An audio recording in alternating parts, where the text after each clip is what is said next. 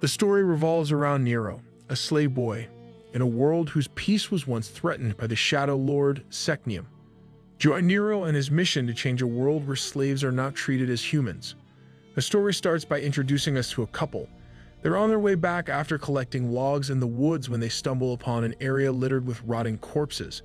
They didn't give much of a reaction, indicating that these kinds of scenes were common in their world. As they continue to go their way, the cries of a baby come out of nowhere. As the two turn back, they find a baby in the arms of a dead elf. His father probably left to get milk. At first, they held back their urges to help the child, but as the cries continued, the woman couldn't help but save the child. It was then revealed that the couple are slaves, which explains why they were hesitant to save the baby.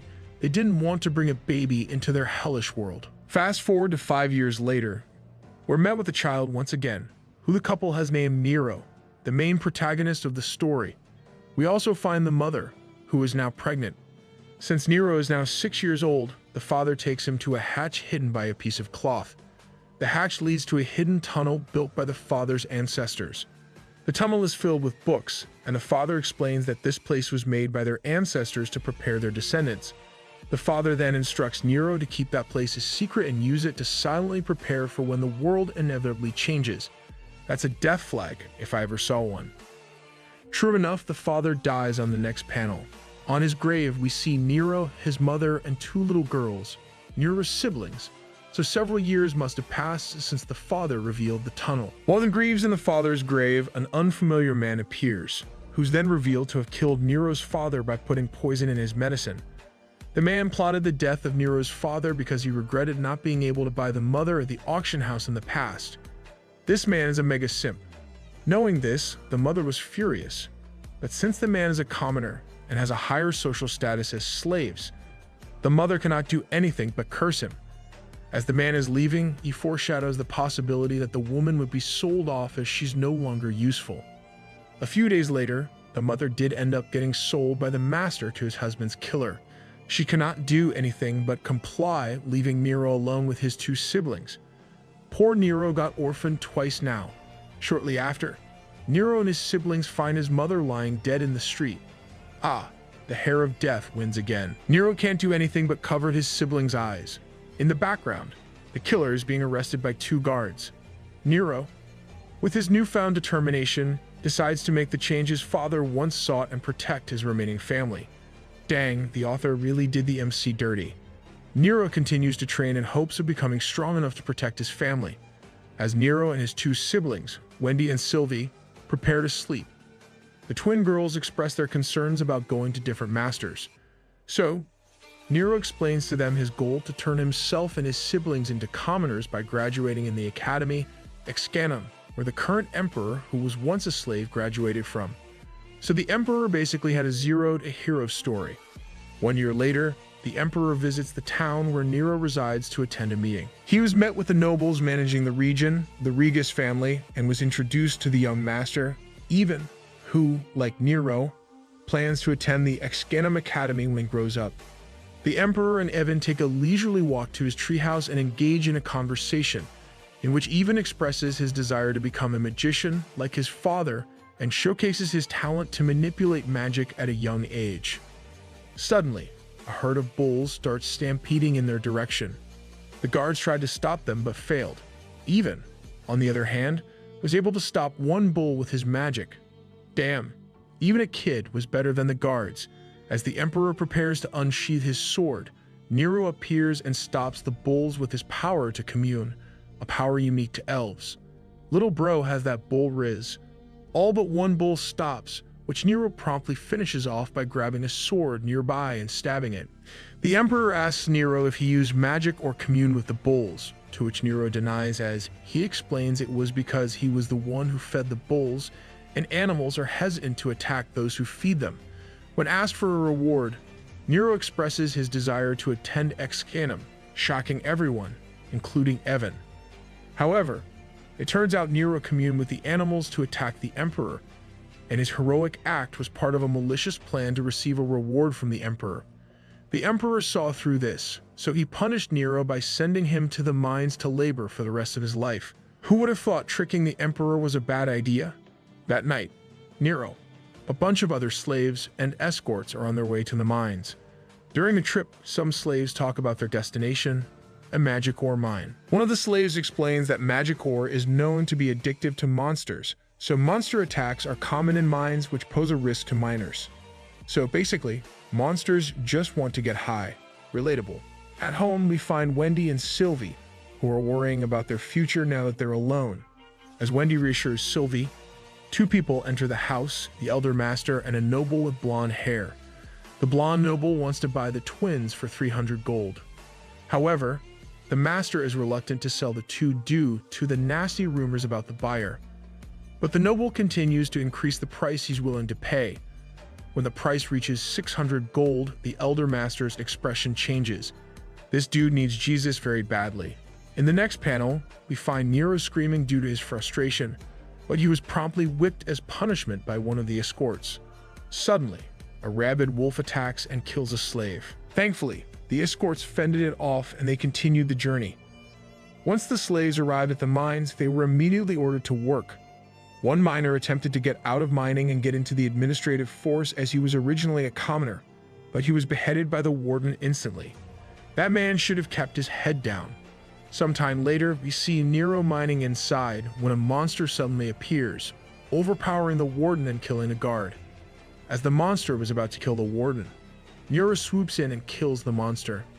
In the next scene, we're informed that the master didn't sell off the twins to the blonde noble despite his persistence, and in the mines, Nero was promoted as a guard due to his skill with the sword. Finally, some good news. The MC has been taking a lot of L's. The warden explains that Nero is just a temporary guard, but since he's now on guard duty, the warden assigns an elite Dark Knight to teach Nero how to use a sword.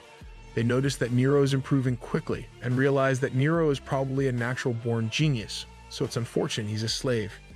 During the training, we see a goblin behind the hills, most likely planning an attack. Nero is about to go back to mining with a smile on his face when he stumbles upon other slaves who are upset that he was in a better state than them. Ah yes, it's been a while since we've seen annoying side characters. After this clash, an elderly slave talks to Nero, who calls out how ungrateful the other slaves were, but it was natural, as it was human nature to hate people who are doing better than them. Moments later, the sound of a horn is heard, signaling combat. As Nero comes out of the mine, he sees the warden on his knees in front of a massive monster leading the goblins. Man's got a neck longer than one piece. The warden states that they already called for reinforcements, but just then, he was beheaded by the giant monster. The elite Dark Knight, the teacher of Nero, appears and kills a couple of goblins, but he was promptly killed by the giant monster as well. Should have hired the goblin slayer instead. Scared, Nero goes back to the mines where all the slaves are on their knees, ready to submit to the monster as their new master. Unfortunately, the monsters wanted nothing but meat, so they moved forward to kill the slaves, but Nero protected them by killing the goblins. Outside, a portal appears, killing a monster with fire magic. Back inside the mines, we see Nero at the tip of the giant monster's sword, on the verge of death despite his success killing the goblins. As the monster was about to kill and eat Nero, the Emperor appears, killing the monster with fire coming out of his sword. As his last words, Nero wanted the Emperor to bestow his deed to his sisters, but the Emperor refused to do so as he heals Nero's wounds. 3 slaves stepped forward, stating that Nero was useless, and they were the ones who protected the mine. Seeing through their lies, the Emperor burned them to crisp with his fire magic. Keep in mind, lying to the Emperor will always go badly. At that moment, he declares that Nero will attend Excanum as a reward for his heroic act of protecting the mines and his people. Nero is with Wendy and Sylvie once again, bidding an emotional farewell as he must attend Excanum. At that moment, he is called by the driver as they were about to leave. Nero is about to ride in the back of the cart where the luggage is stored when a knight appears, demanding that Nero be treated with utmost care, much to the annoyance of Evan, who was inside the cart. Nero chose to ride in the luggage cart anyway, like how he originally intended to, most probably to avoid clashing with the entitled nobles inside the cart. The knight yields, but he warns the driver that if Nero arrives in the academy with a sickly disease, punishment will be in store. During the trip, Nero holds his sword and reminisces about the moment when he had just made a full recovery. The Emperor gave him the sword of Nero's warden, Gigas, and it was at this time Nero was able to hold the sword without consequence as a slave. Once they arrived in Excanum, Nero and the Regas family, which included Ivan and his escort, were welcomed by the guards. It was then revealed that Nero is to be an adoptive son of the Regas family, as declared by the Emperor, much to the shock of Evan. My boy is really good at getting adopted. As they enter the academy, Ivan orders Nero not to associate himself with him and to act like Nero is not part of the Regas family. I had high hopes for you, little Evan. At the hall, we find every new student gathered, and at the next floor is the headmistress of the academy, Kadia Maragas, welcoming the students. She specifically mentions the descendants of the heroes who aided Emperor Murin during the last war, the descendants from families of the great sages, Kundin and Atramis, the three royal families of the Elven Queen, Lundale, and the family of the Black Knight, Gayan. Nice. World-building time. Nero was silently ostracized by nearby students as he was a slave, unlike most of the students in the hall. After the welcoming ceremony, they were taken to a field, in which they were informed by a bald instructor that they must pass an entrance exam next month in order to become official students of the academy. Otherwise, they will be sent home. The exam will require 5 students, so they must form groups of 5. And this group can be composed of different genders. Oh, it's not 3 this time. That's surprising. Male students were hopeful to get in the same group as the 3 elves from the royal family, but as elves have great hearing, they were slapped by one of the elf princesses as a result. That's some female lead vibes. It is at this moment Nero admired the princess, definitely the female lead. Once the groups are decided, it's revealed that Nero and Ivan are in the same group, along with a female slave and 2 male nobles. Of course, the 2 rivals are in the same group. Who would have thought? As soon as the group enters their room, Ivan orders Nero and the female slave to take a bath as he doesn't want the room to stink. He also instructs Nero to call him master. Outside, the female slave tries to talk with Nero, but he simply advises her to stay low-key to avoid trouble. While in the bathhouse, Nero contemplates why the Emperor allowed him to live, and comes to the conclusion that he must have intended for Nero to prove himself in the academy. I really hope that's the case and the Emperor isn't just a jerk. When Nero gets back to the room, Ivan orders him to do their laundry, to which he agrees. When the female slave comes to help, Nero explains that she shouldn't meddle with his chores. At night, one of the 2 nobles demanded the female slave to dance, but as she cannot do so, she sang instead. Shortly after, they went to sleep. Poor kids versus entitled kids. In the following morning, Nero brings breakfast for Ivan, but Ivan demands he bring the breakfast of the 2 nobles in their group as well. Nero hurriedly goes back to the cafeteria, along with the female slave. On their way back to their room, the female slave bumped into Nero, causing him to drop the bowl containing the food. As a result, the 2 slaves had to give away their breakfast instead. As they were cleaning up the mess, Nero scolds the female slave, but at this moment, he's reminded of what the elderly slave talked about in the mines. Don't be a jerk, Nero. The next day, the students gathered in a field and were instructed to choose an opponent for a match. The fat noble chose Nero, thinking he was weak, and the other noble in their group chose the female slave. Nero, however, split the fat noble's wooden sword in half in an instant. It was at this moment he knew. He messed up. Nero's opponent thought his sword must have broken because it's in bad condition.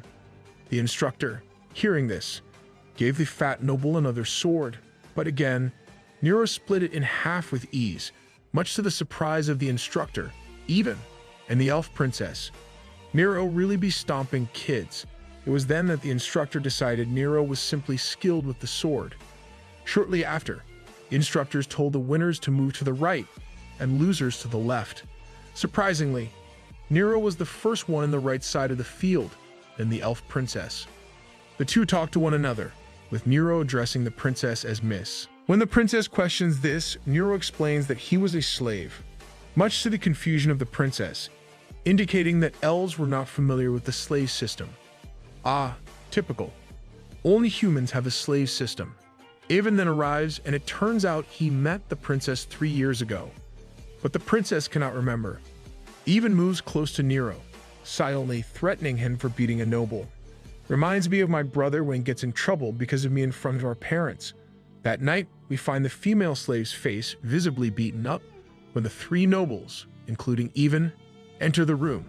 Since Nero beat one of the nobles, they decided to punish Nero by ordering him to act like a horse and riding on his back. They do the same to the female slave. Once the nobles leave the room, the female slave proceeds to cry, but Nero remains smiling, advising his fellow slave to keep smiling as well. In the next scene, we find Nero pointing a sword towards Even while he's asleep.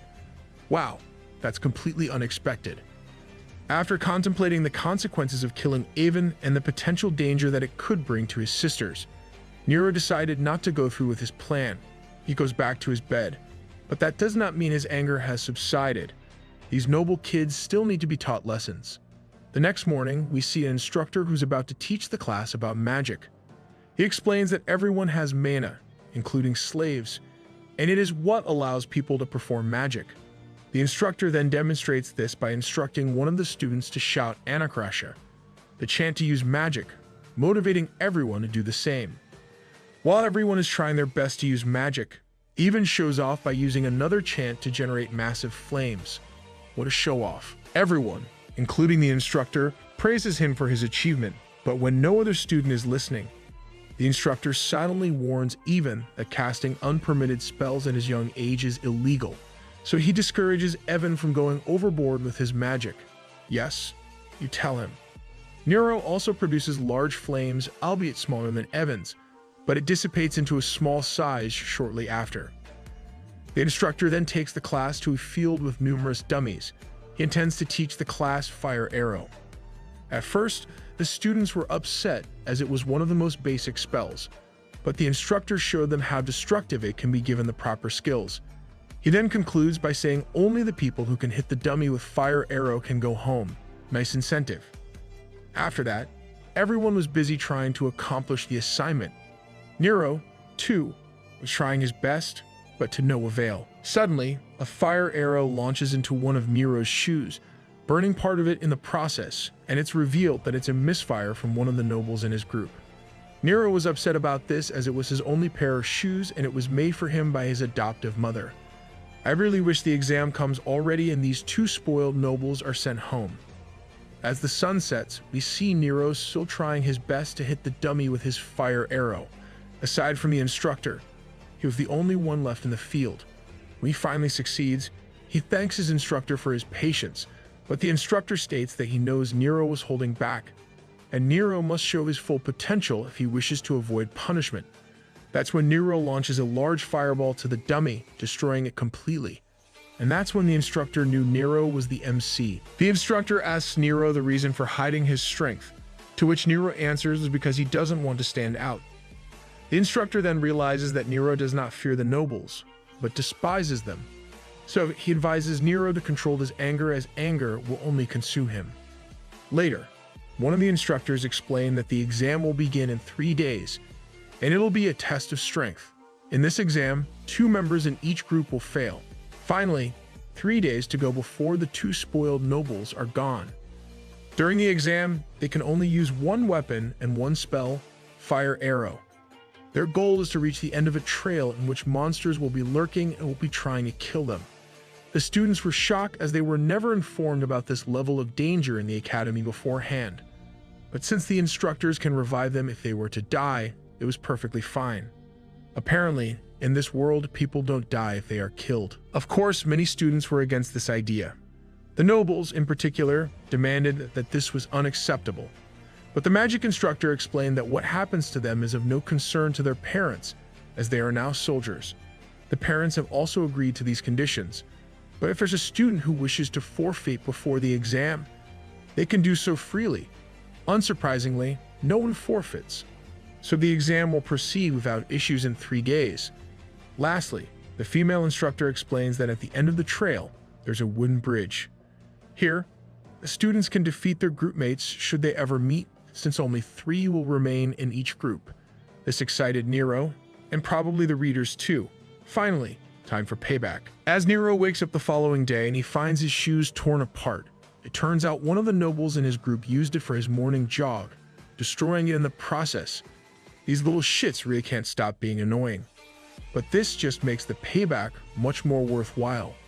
The female slave asked the female instructor for a new pair of shoes, but it wasn't possible to get one.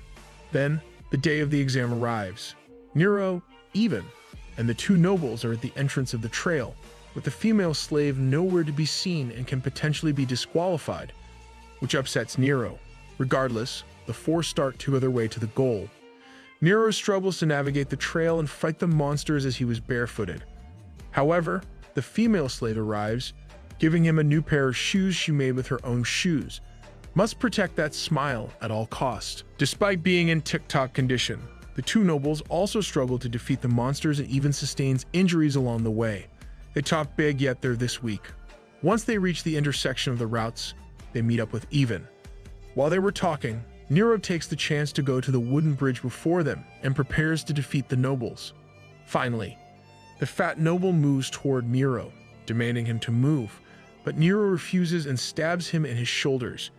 Nero then pushes the noble to the side, causing him to fall, but as promised, the instructor saves the noble from falling to certain death. The other noble walks towards Nero and swings his sword, but Nero easily blocks it, breaking the sword in the process. With no weapon, the noble uses fire arrow, thinking Nero cannot counterattack as he had no talent in magic. Little did he know, Nero was goated at magic. Much to the noble's surprise, Nero launches an even bigger fire arrow, causing the noble to fall. Now, it was Evan's turn to fight Nero, who asked why Evan knew destroying shoes would make it impossible for Nero to pass the exam. Evan refuses to answer, and a fight ensues. They were on equal footing at first, both in magic and swordsmanship, when Evan uses an unpermitted spell, teleportation. That cheating bastard.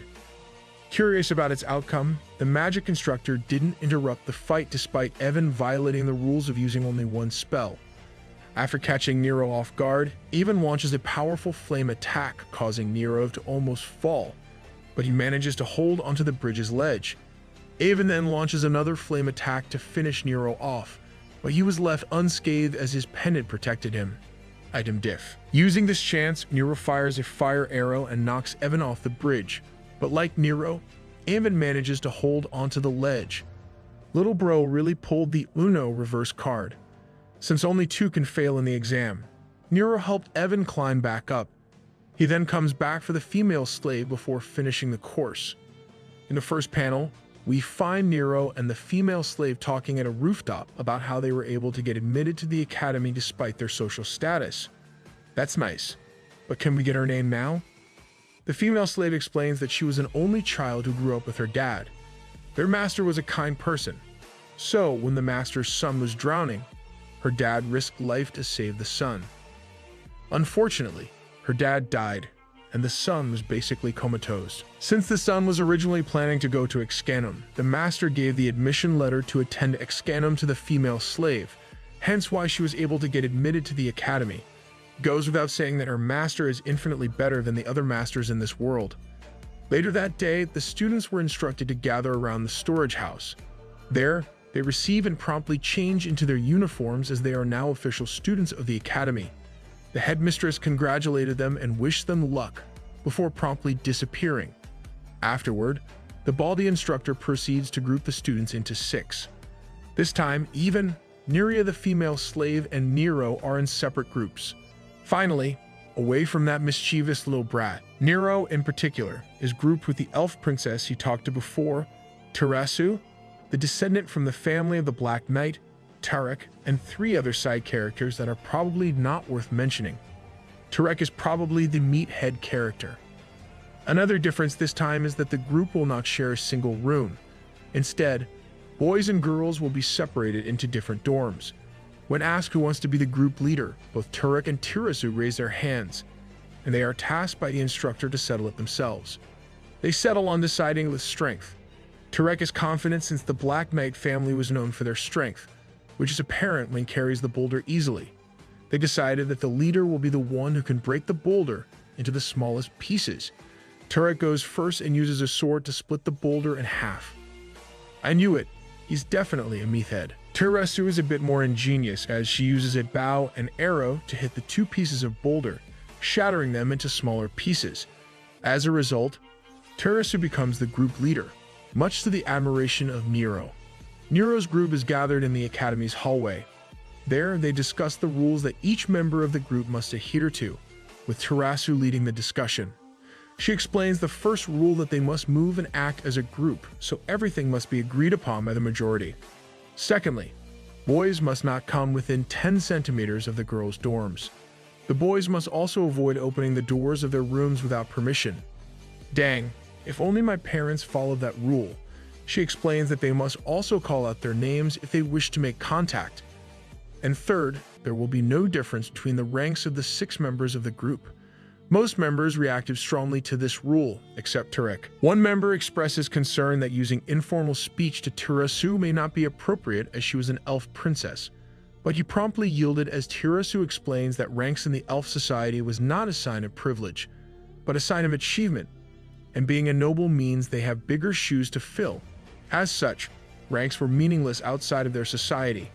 This enlightened Nero since all the nobles he encountered had used their title to take advantage of commoners and slaves.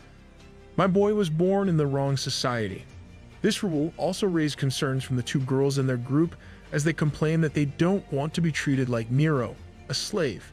They seek validation from Tarek, but Tarek explains that he's never seen slaves as people lower than him. Rather, he only values strength and has been friends with his slaves. He might be a meathead, but he's more mature than all the noble kids combined. All but Nero has given his opinion on this matter. Since they require the majority to agree to the rule, the girl asks Nero what he has to say. He responds by saying that he believes strength must be the basis of ranks, so he wants to be treated the same as the other nobles, unless they can prove they're stronger than him. Finally, he's standing up for himself. Nero realizes that not all nobles have the same mindset. Some think differently, like Tarek and Teresu. If only everyone was like that.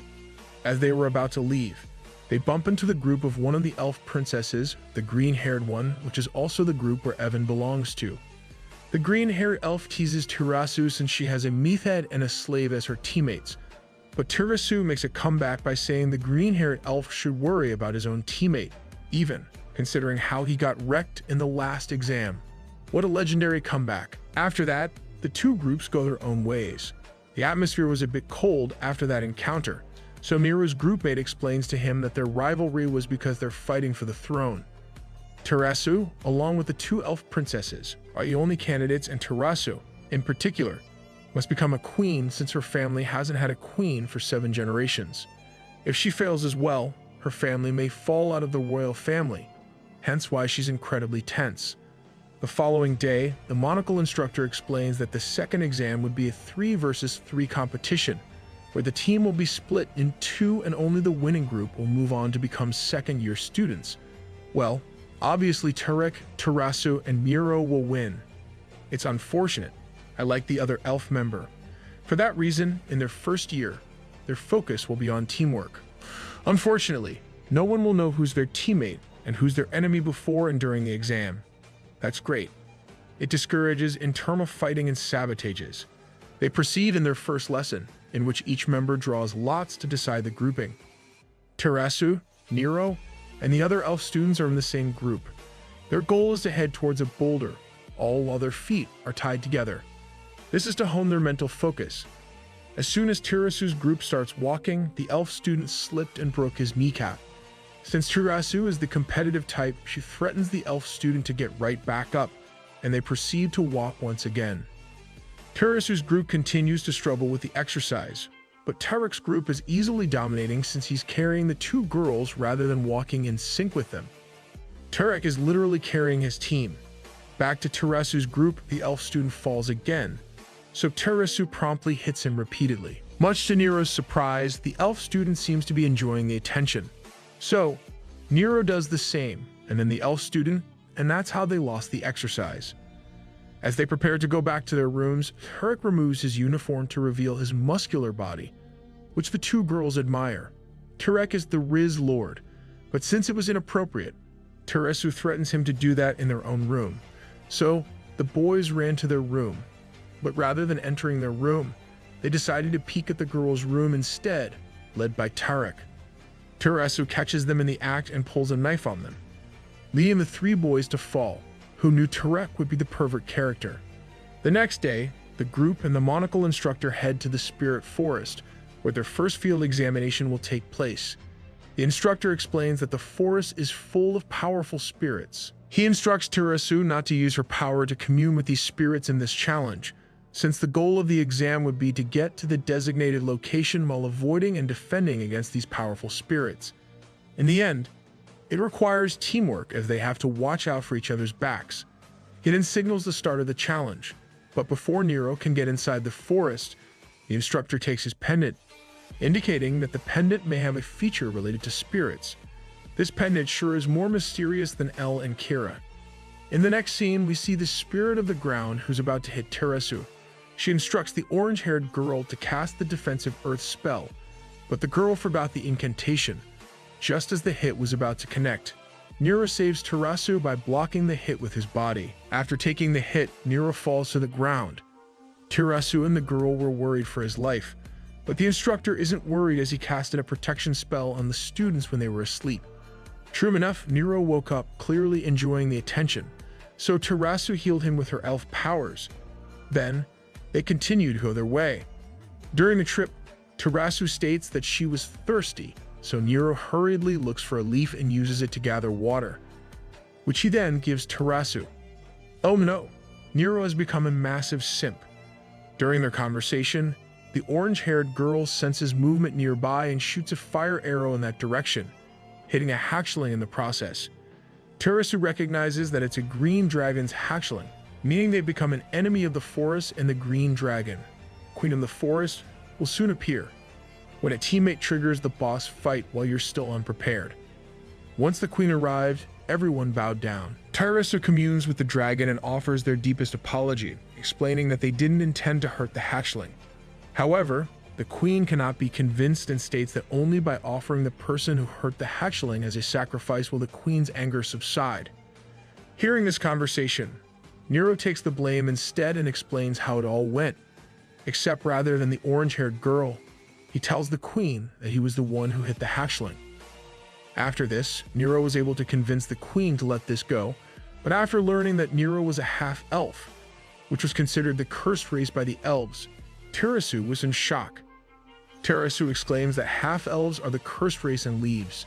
After that, the monocle instructor instructs Nero to come see him after the challenge. The group continued to head towards the designated location, and while in a fight against the water spirit, Nero casts a protective spell towards Terasu to protect her, but she dodges it intentionally and is hit by the spirit. She's griefing the team so hard. While Nero was helping her up, Terasu declines his help and tells him that she and him will be strangers from now on.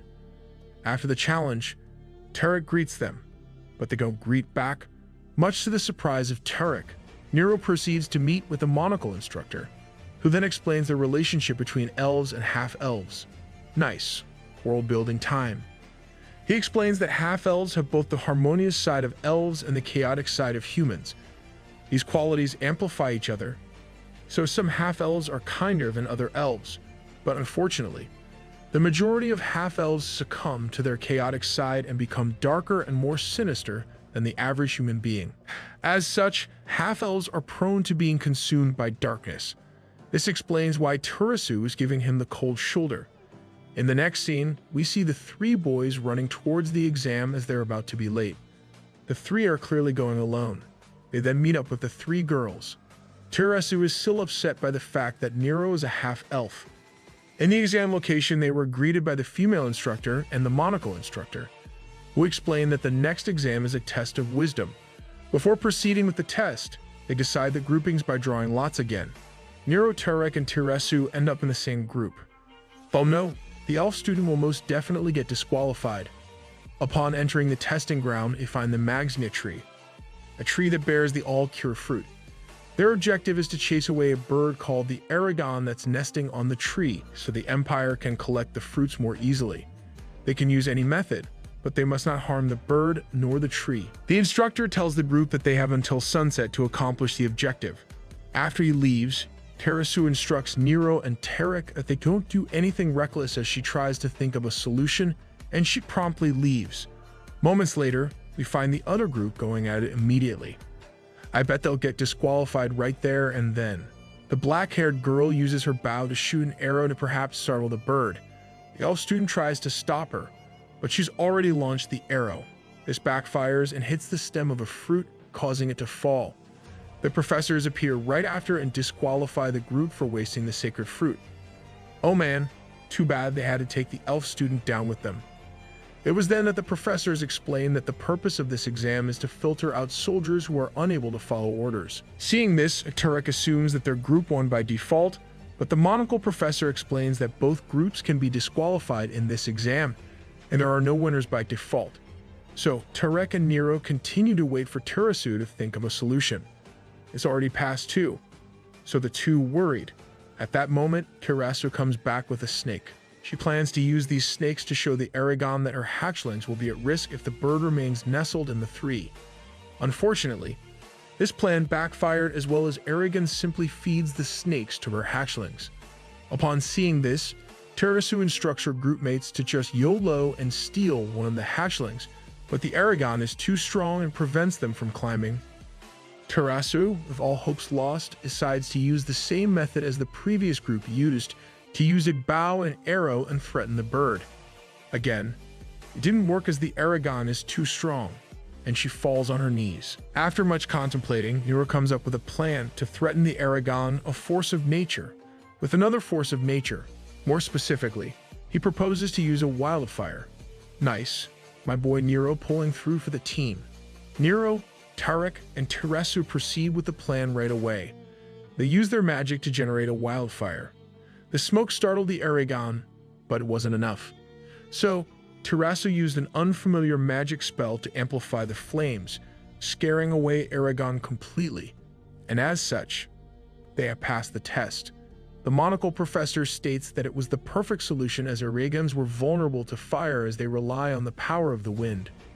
In the next scene, we find Tarek and Nero saying their goodbyes to a crying Jen, their elf friend, who then promptly leaves. Too bad, he was one of the decent characters in this story. Shortly after, Terasu arrives after taking a bath and asks Nero to come inside the room. The two boys react strongly as they have perverse thoughts about the situation. Inside, Terasu offers Nero some expensive tea, which Nero had trouble taking as it was too expensive. Then, Terasu explains her situation to Nero and why she acted coldly toward him. She tells the story of her uncle, a half-elf, who she was close to in the past. He was kind to her, even though he was shunned by her family. The uncle then fell in love with the housemaid, Adele, but due to the difference between their status, he was forbidden by the family elder to see him again. That's when he became corrupted by his chaotic side, leading to a massacre. I see there are also some assholes in the elf society. For that reason, Terasu has decided to never believe in anyone else again, especially half-elves, hence her attitude towards Nero. Nero reassures her that he won't take that path, and as the atmosphere becomes heated, Terasu takes a moment to shoot an arrow toward the window, which turns out is where Tarek is as he's trying to peek at the two. After that, Terasu leaves the room. Tarek really had to ruin the mood for Nero, lol. After having passed the second exam, the bald professor congratulates the remaining students. Like last time, they will be separated into different groups. That's too bad. I like the dynamic between the three. Unfortunately, Nero was grouped with a bunch of unfamiliar students. Terasu was grouped with one of the elf princesses and Even, while Tarek was grouped with Miria. Upon entering the room, they find that there's a mess, and like the entitled kids they are, they order Nero to clean the mess. Man, I wish he stands up for himself this time. They also assign him to be the group leader as they think it would be a hassle. In Tarek's group, the other groupmates have the same attitude towards Miria, but Tarek interrupts by making it clear that discrimination is not allowed in that group, and they must abide by that rule since Tarek is the group leader. Yes, you tell them, you magnificent meathead. Meanwhile, in Terasu's group, Terasu proposes that she be the group leader, to which one of the members suggests Evan is also a good candidate. However, Even declines and lets them decide for themselves. That night, we see Evan taking his clothes off and activating his magic, which is apparently a way to test the limits of his blood. Evan might be more of a pervert than Tarek. Terasu appears and stops him as it's possible to die if he keeps going at it. But he explains that he'd rather die than lose and shame his family's honor. The next day, every group is supposed to gather, but Nero's groupmates didn't appear. The bald professor tells him that the next time they're late, he'd be held responsible. His teammates are total griefers. Nero continues to get discriminated against in his group as he's forced to do all the chores. For the next exercise, they were taken to the Skibus Hills, also known as the birthplace of life as it was brimming with plants and animals. Their goal here is to exterminate blade rams roaming around the area since this animal isn't supposed to be in the Skibus Hills. In other words, blade rams are an invasive species in this region. They got lost and are going to get killed for it. Sad life. The students are tasked with killing as many blade rams as they can. The group that hunts the most will receive the reward for this exercise. The students are also warned that blade rams cannot be hunted alone, so they must work together. Let me guess, Nero will be forced to hunt alone. However, since the professors are not there to monitor the students, they must be extra careful since they won't receive any help, no matter how much they need it. As expected, Nero's groupmates just left him alone, so he was forced to hunt the blade rams by himself. They have worse coordination and teamwork than people in public lobbies. Nero manages to find and kill one blade ram by himself. While resting, another one appears. Since Nero wasn't able to catch his breath, he wasn't able to kill the second blade ram. After a long fight, the blade ram manages to push Nero off a cliff where he was injured severely. He cannot move and was unable to do anything, even when vultures flock toward him. However, Neria appears and scares away the vultures. She tries to get to him, but she falls and injures herself as well. As I said, we must protect her at all costs. Neria proceeds to heal Nero of his injuries, which surprised Nero since the professors have yet to use healing magic. Neria explains that she figured it out by herself by healing her severely injured friend in the past. Wow, so Neria is talented as well.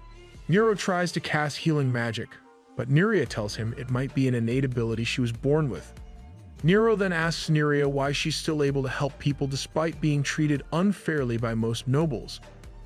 To which she explains that she simply ignores the bad things that happen to her and focuses on her goals. Nero, however, disagrees as he wants to conquer those things instead of ignoring them. Let's agree to disagree. After that talk, Nero meditates in hopes of regaining his mana. Neria does the same. After a while, they were able to recover their mana and energy and made a plan to climb back up. Nero decided to simply carve a path to the outside, and that's the mindset he decided to have from now on. Finally, some character development. The two manage to climb back up, and one of the guards monitoring the students finds them and takes them back to the group. Upon tallying the scores of each group, the average was 3 rams, but Teresa's group managed to kill 5, making them the winner. Nero's group complained that they didn't win because they lacked one more person. Wow, the audacity these guys have.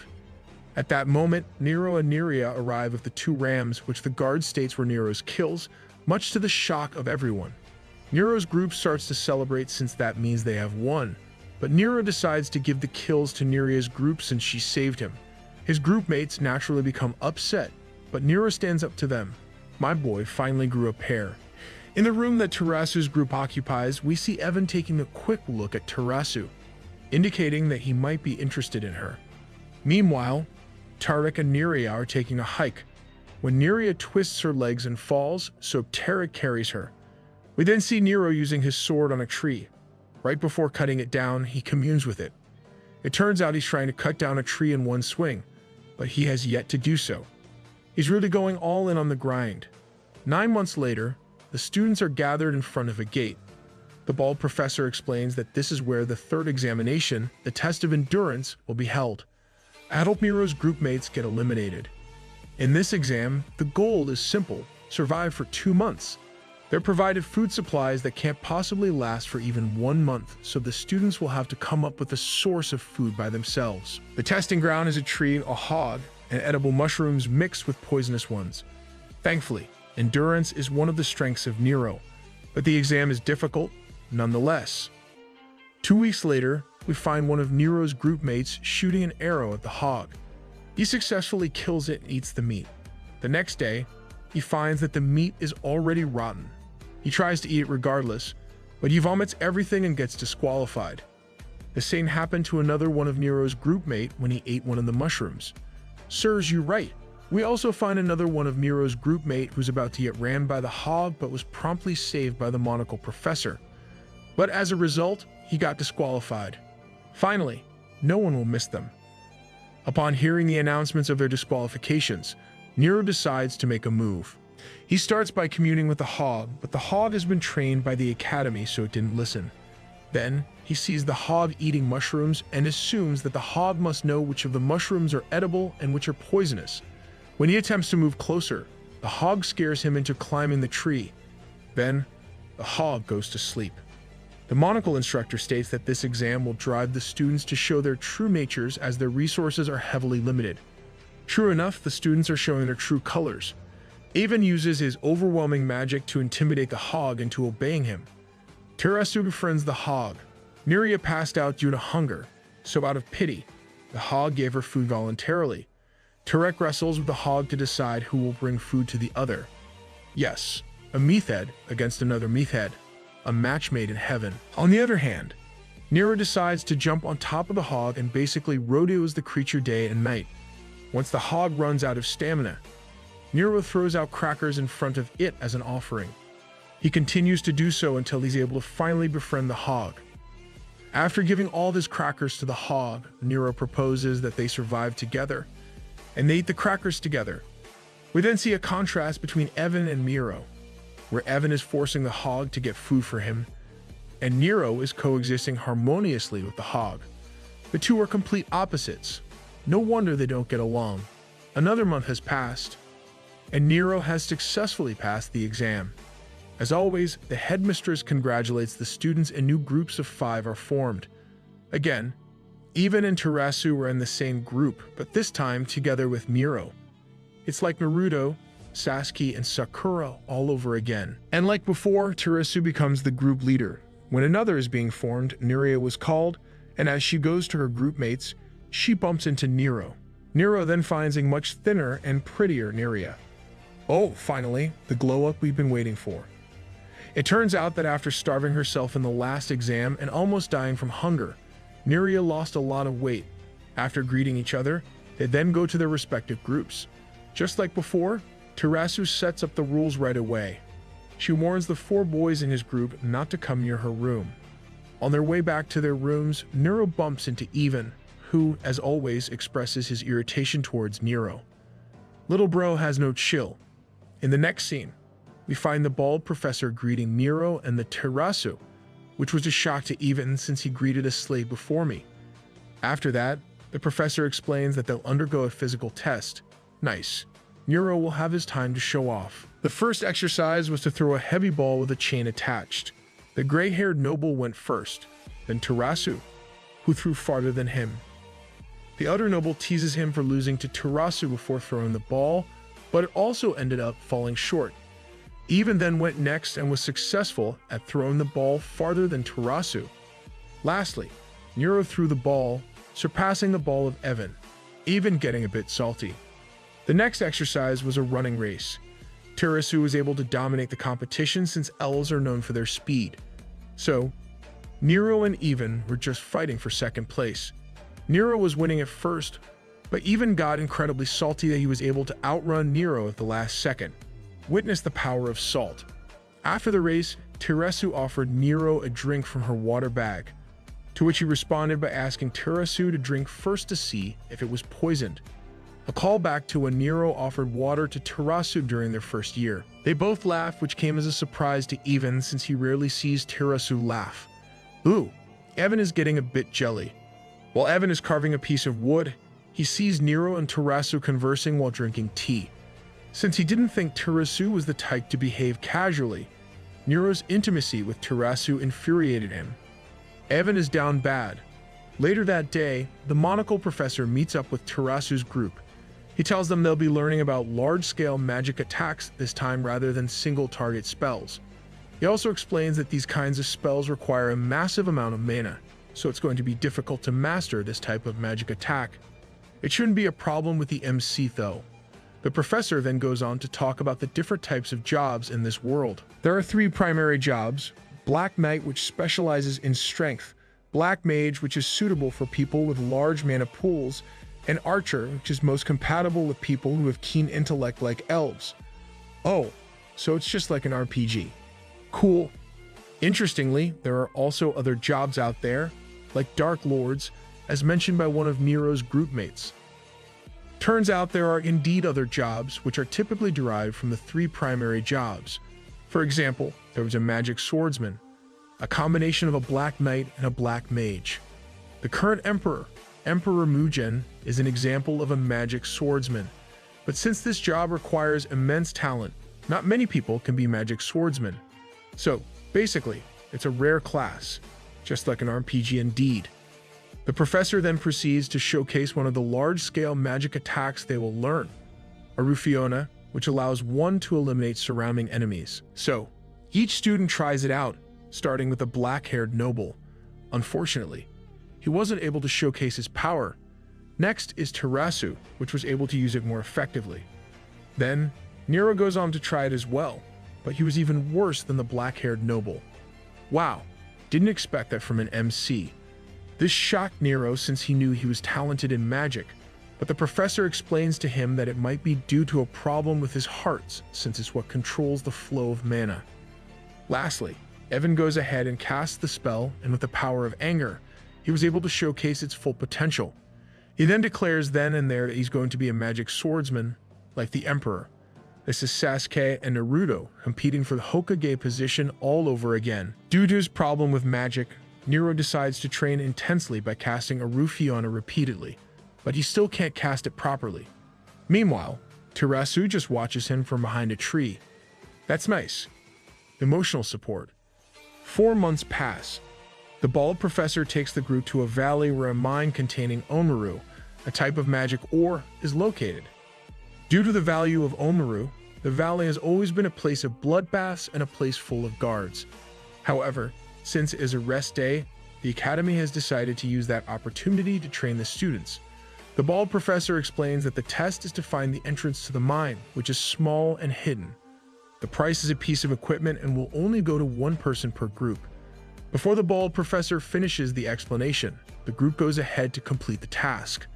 Since this is a free-for-all activity, they go their own ways after defeating a couple of golem monsters. To each their own, I guess. Terasu continues to defeat every golem monster she stumbles upon. Then, she finds a large group of golem monsters in a field, when suddenly, a group of actual monsters appears to kill the golems. Then, we cut to Nero fighting the golem monsters, when suddenly, a man appears out of nowhere from a bush nearby, telling him to run.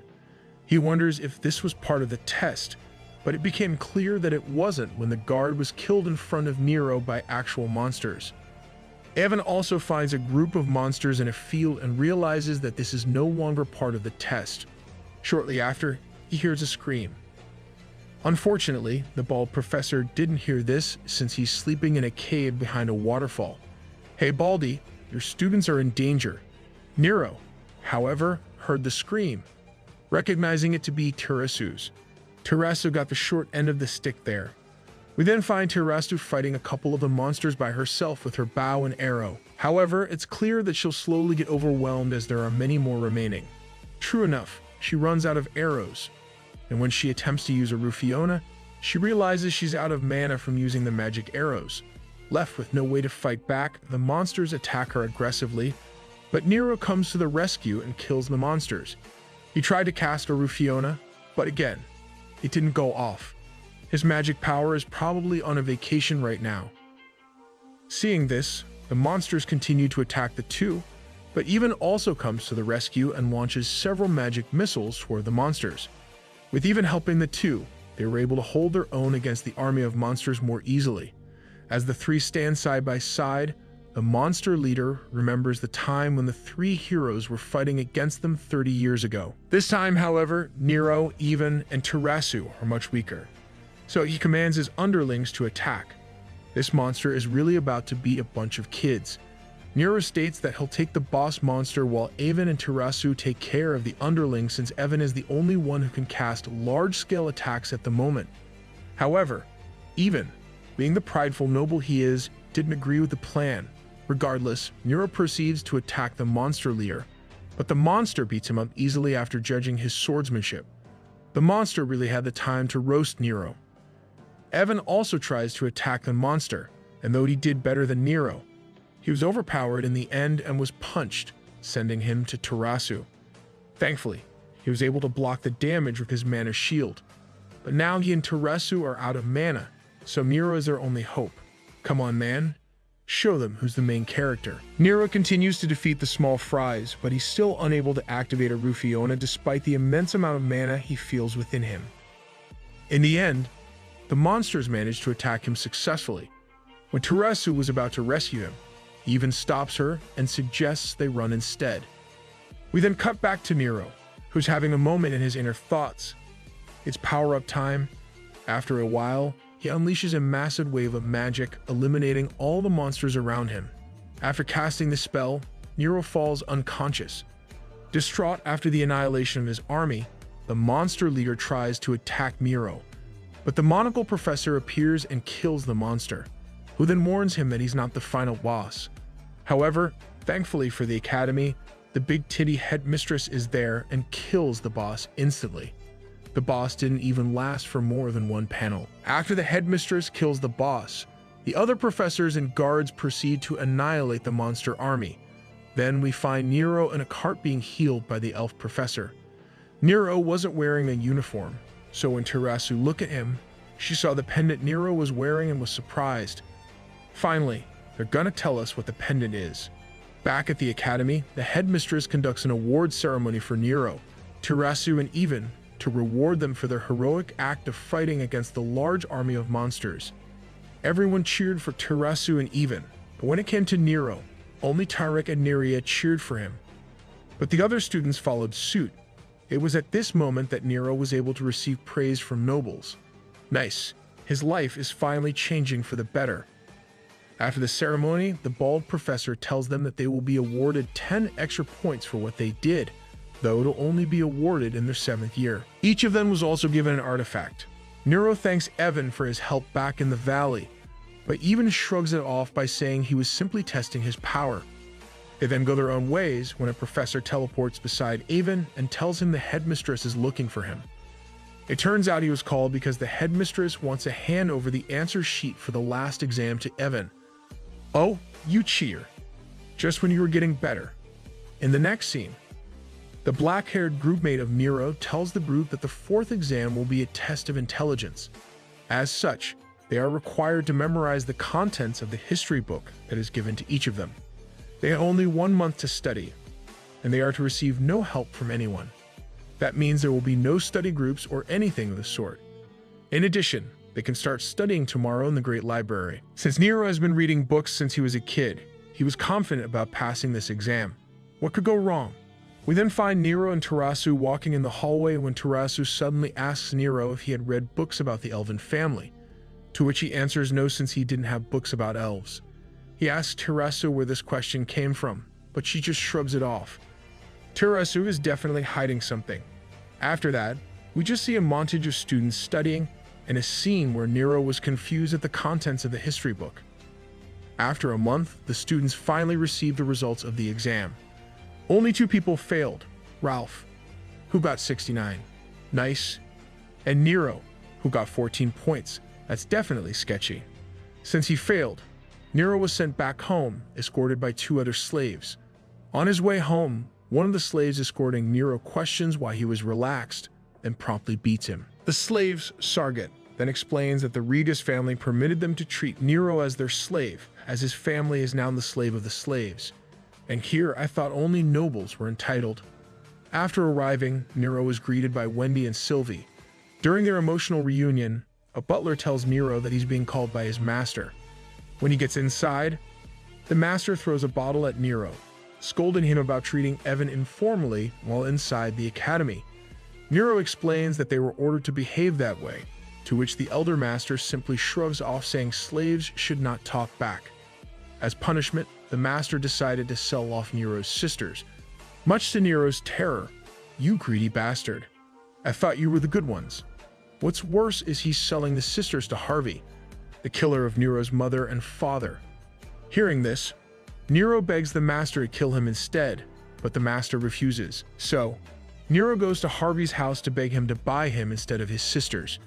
I really hope this guy dies soon. Ultimately, Harvey did decide to buy Nero after saying he's willing to do anything for him, even kill someone. When asked by the master why he changed his mind, Harvey explains that female slaves cost money to maintain and male slaves are more profitable in the long run. Once they got to Harvey's home, Nero starts working right away, and for several days, he was overworked with minimal sleep. The author really likes doing the MC dirty. One night, the master calls Nero outside to vent his anger since he lost money. He proceeds by beating Nero to a pole with a whip. Harvey then provokes Nero by admitting that he's the one who killed his father by mixing poison in his medicine. He then admits to buying the mother and torturing her to death. Naturally, Nero became enraged and broke a piece of floor and prepares to stab Harvey.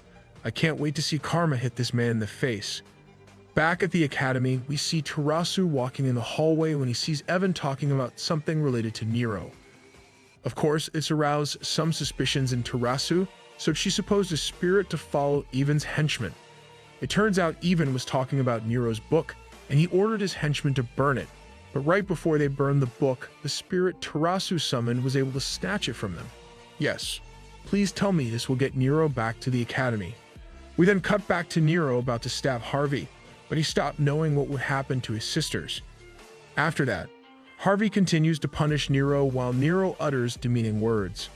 Meanwhile, Tarasu is seen outside of a room, where the monocle professor interrogates the two henchmen of Evan. It turns out that the black-haired noble made a completely different version of the history book and gave it to Nero. That's why he failed the exam. The monocle professor tells them that they'll be executed if they don't reveal who ordered them to make a copy of the history book. So, they reveal that Evan ordered them. That's it. Evan is officially an irredeemable garbage. Hearing this, Tarasu was furious, so he went to find Evan and sees him with the headmistress, who enters a room. In the room, it was revealed that Evan and the headmistress had a deal, and since Evan has done his side of the deal, it's time the headmistress gives him his reward, which is to basically take his virginity. Wow, Evan is an even bigger simp than Nero. However, as they were about to do it, Evan declined, stating that he has someone else he liked, Tarasu, much to the shock of Tarasu, who heard this entire conversation. In the next scene, we find Harvey still punishing Nero, who has already lost all hope. Thankfully, before Harvey whips him again, Olmu, the professor with the monocle, teleports and stops him. He then explains that Nero is now a fourth-year student at the Excanum Academy and is therefore an official officer of the Empire, with a social status higher than a commoner. So, Harvey basically assaulted someone who is of a higher standing than him. After hearing this, Nero stands up and asks Olmu what the punishment for such an act is, to which Olmu answers yes. So he grabs a bat, ready to enforce the law himself. Finally, this is what we've been waiting for. Nero prepares to kill Harvey, but Harvey pulls out a knife. Thankfully, Olmu helps Nero by restraining Harvey with a spell. As Nero was about to hit the man, he falls unconscious due to starvation. Dude got saved by the bell. After waking up, Nero ate until he was full, and he was once again ready to beat Harvey. Harvey tried to beg Nero to give him another chance, but Nero clearly didn't want to, as Harvey didn't give his mother another chance as well. But as Nero was about to kill Harvey, he remembers the story Tarasu told him about her uncle succumbing to his chaotic side. Fearing that he would succumb to it too after killing Harvey, Nero decided not to go through with it and left the house. Oh, come on. Seeing this, Harvey laughs at him, but thankfully, Olmu kills Harvey mercilessly. Olmu the MVP. Olmu takes Nero back to the academy, and on their way there, Olmu explains that the plan to sabotage Nero came from Evan. Unfortunately, since Evan has a lot of influential people backing him, nothing consequential will happen to Evan. What the? Of course. Back at the academy, we see the headmistress congratulating the 16 graduates of the Excanum Academy. All of them are now officers of the Empire, meaning Neria is no longer a slave. At this point, they will have to train and study for 4 more years in the academy, but there will no longer be disqualifications. 8 years? That's even longer than doctorate programs. During the ceremony, the headmistress realizes that there are only 15 of them there, which her assistant explains was because Marcus was disqualified and Nero will be taking his place. Much to the shock of Even, but Turek, Tarasu, and Neria were glad to see he's back. The gang is back. As official officers, the 16 students now have different uniforms. Turek glances at Neria, but Neria looks for Nero. Oof, that must have hurt. Nero greeted Neria at each other, but Neria wasn't able to respond as she was flustered. Then, Tarasu appears and takes Nero to a private place. Once they're alone, Tarasu explains to Nero about his origins. It turns out that Nero is a half-elf from the Hilla family, one of the royal families in the elf society. More specifically, he's the son of Queen Lunadel. So Nero was royalty all this time but was treated as a slave. Tarasu explains that only a select few have a pendant similar to Nero's. There was also a story alluding to the possibility that Queen Lunadel and the great sage Kundan may have had a child together, and that this particular love child was kept a secret and was later abandoned. Tying these two pieces of information together, it's likely that Nero is that child. Upon hearing this, Nero concludes that if it's true, Even would be his brother. Damn, I did not see that coming. Later that day, the bald professor announces that the remaining 16 students will each have their own room. As Nero enters his room, he feels a sense of accomplishment as he has now reached new heights. Finally, no more cleaning up other students' rooms. We also get to see Tarasu outside her room in the hallway, along with Even, whose room is next to hers. Evan tries to start a conversation with her, but Tarasu tells him that he should have been disqualified like his henchman for what he did to Nero, and that the Academy shouldn't have accepted people like him in the first place. Tarasu do be speaking facts, but as Tarasu is walking away, she recalls the time when he heard Evan tell the headmistress that he liked Tarasu. We then cut back to Nero taking a bath at the bathhouse when Evan joins him. He congratulates Nero for no longer being a slave, but Nero voices out his anger by asking Evan why he tried to sell Nero's siblings to his mother's killer. He then tells Nero that he has no part in that arrangement, as he simply replies back to the Regas family by telling them about his current situation. However, Nero is still clearly upset and tells Even that he would kill him if he gets a chance, especially now that Nero is now an official that can exhibit his authority to nobles. You know they're brothers when they want to kill each other. In the next scene, we find Nero outside his room when Neria appears. Turns out Neria's room is next to Nero's.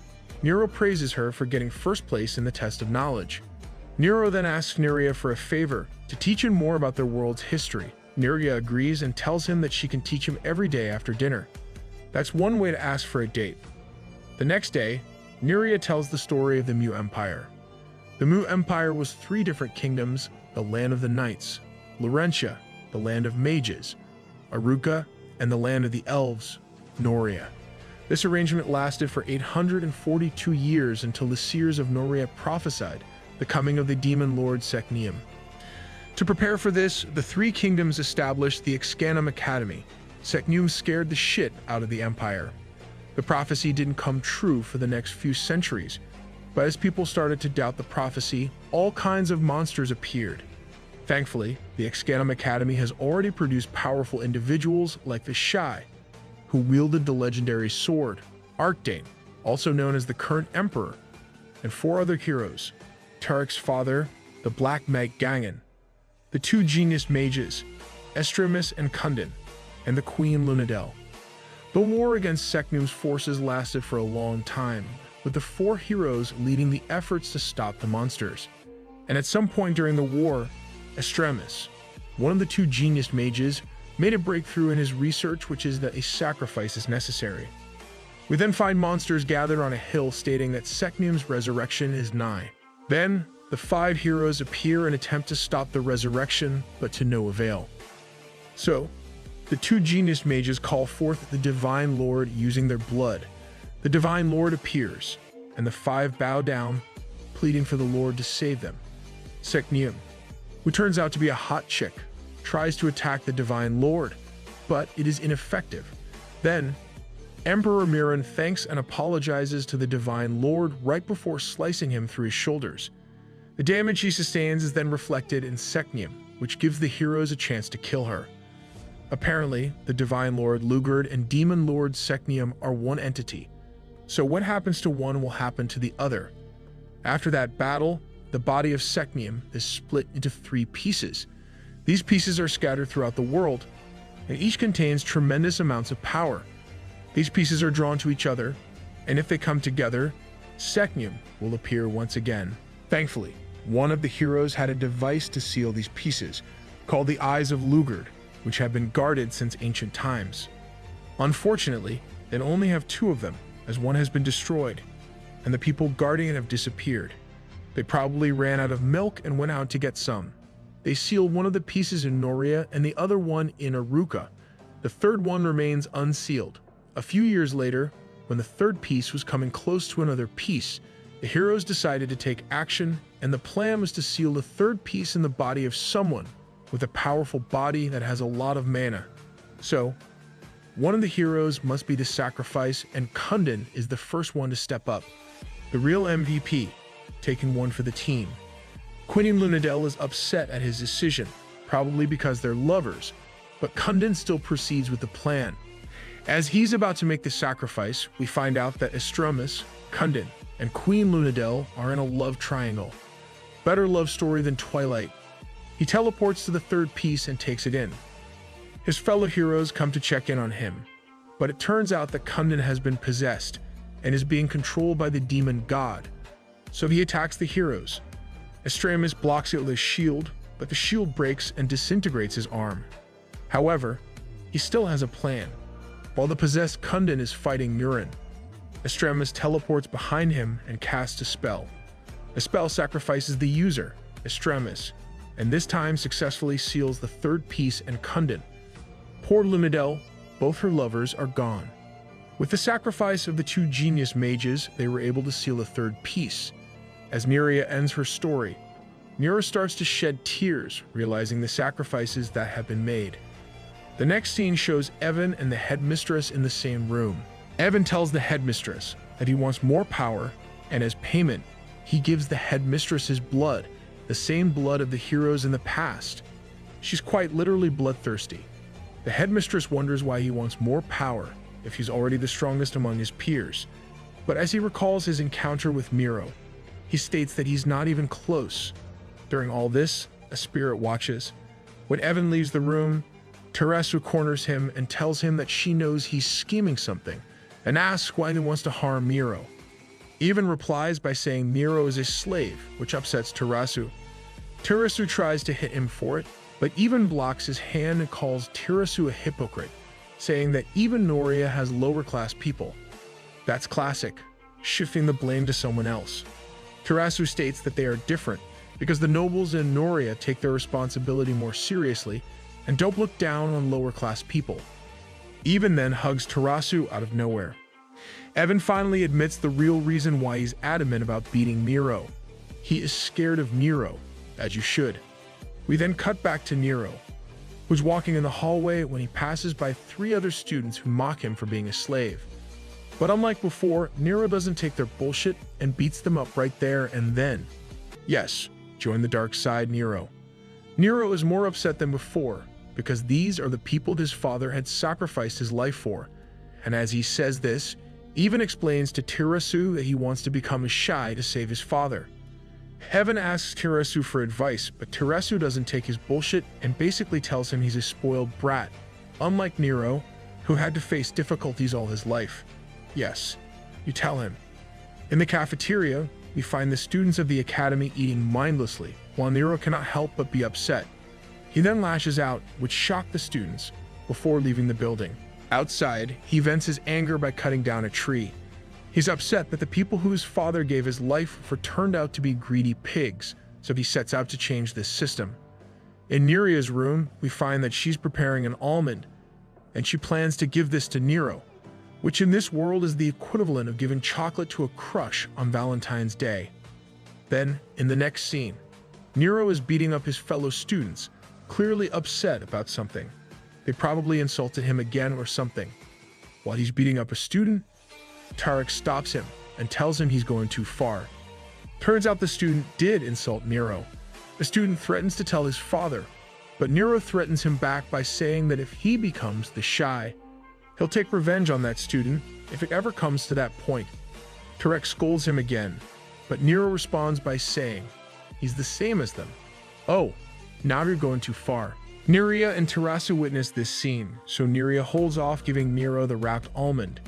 As Nero sits on the stairs, Terasu talks to him about his goal to become shy.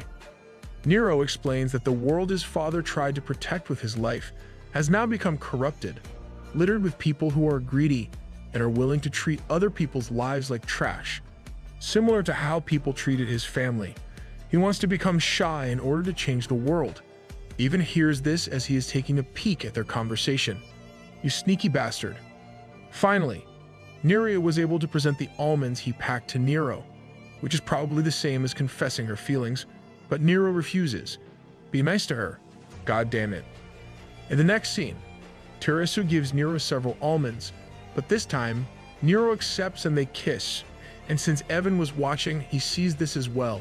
Dude got cucked for real.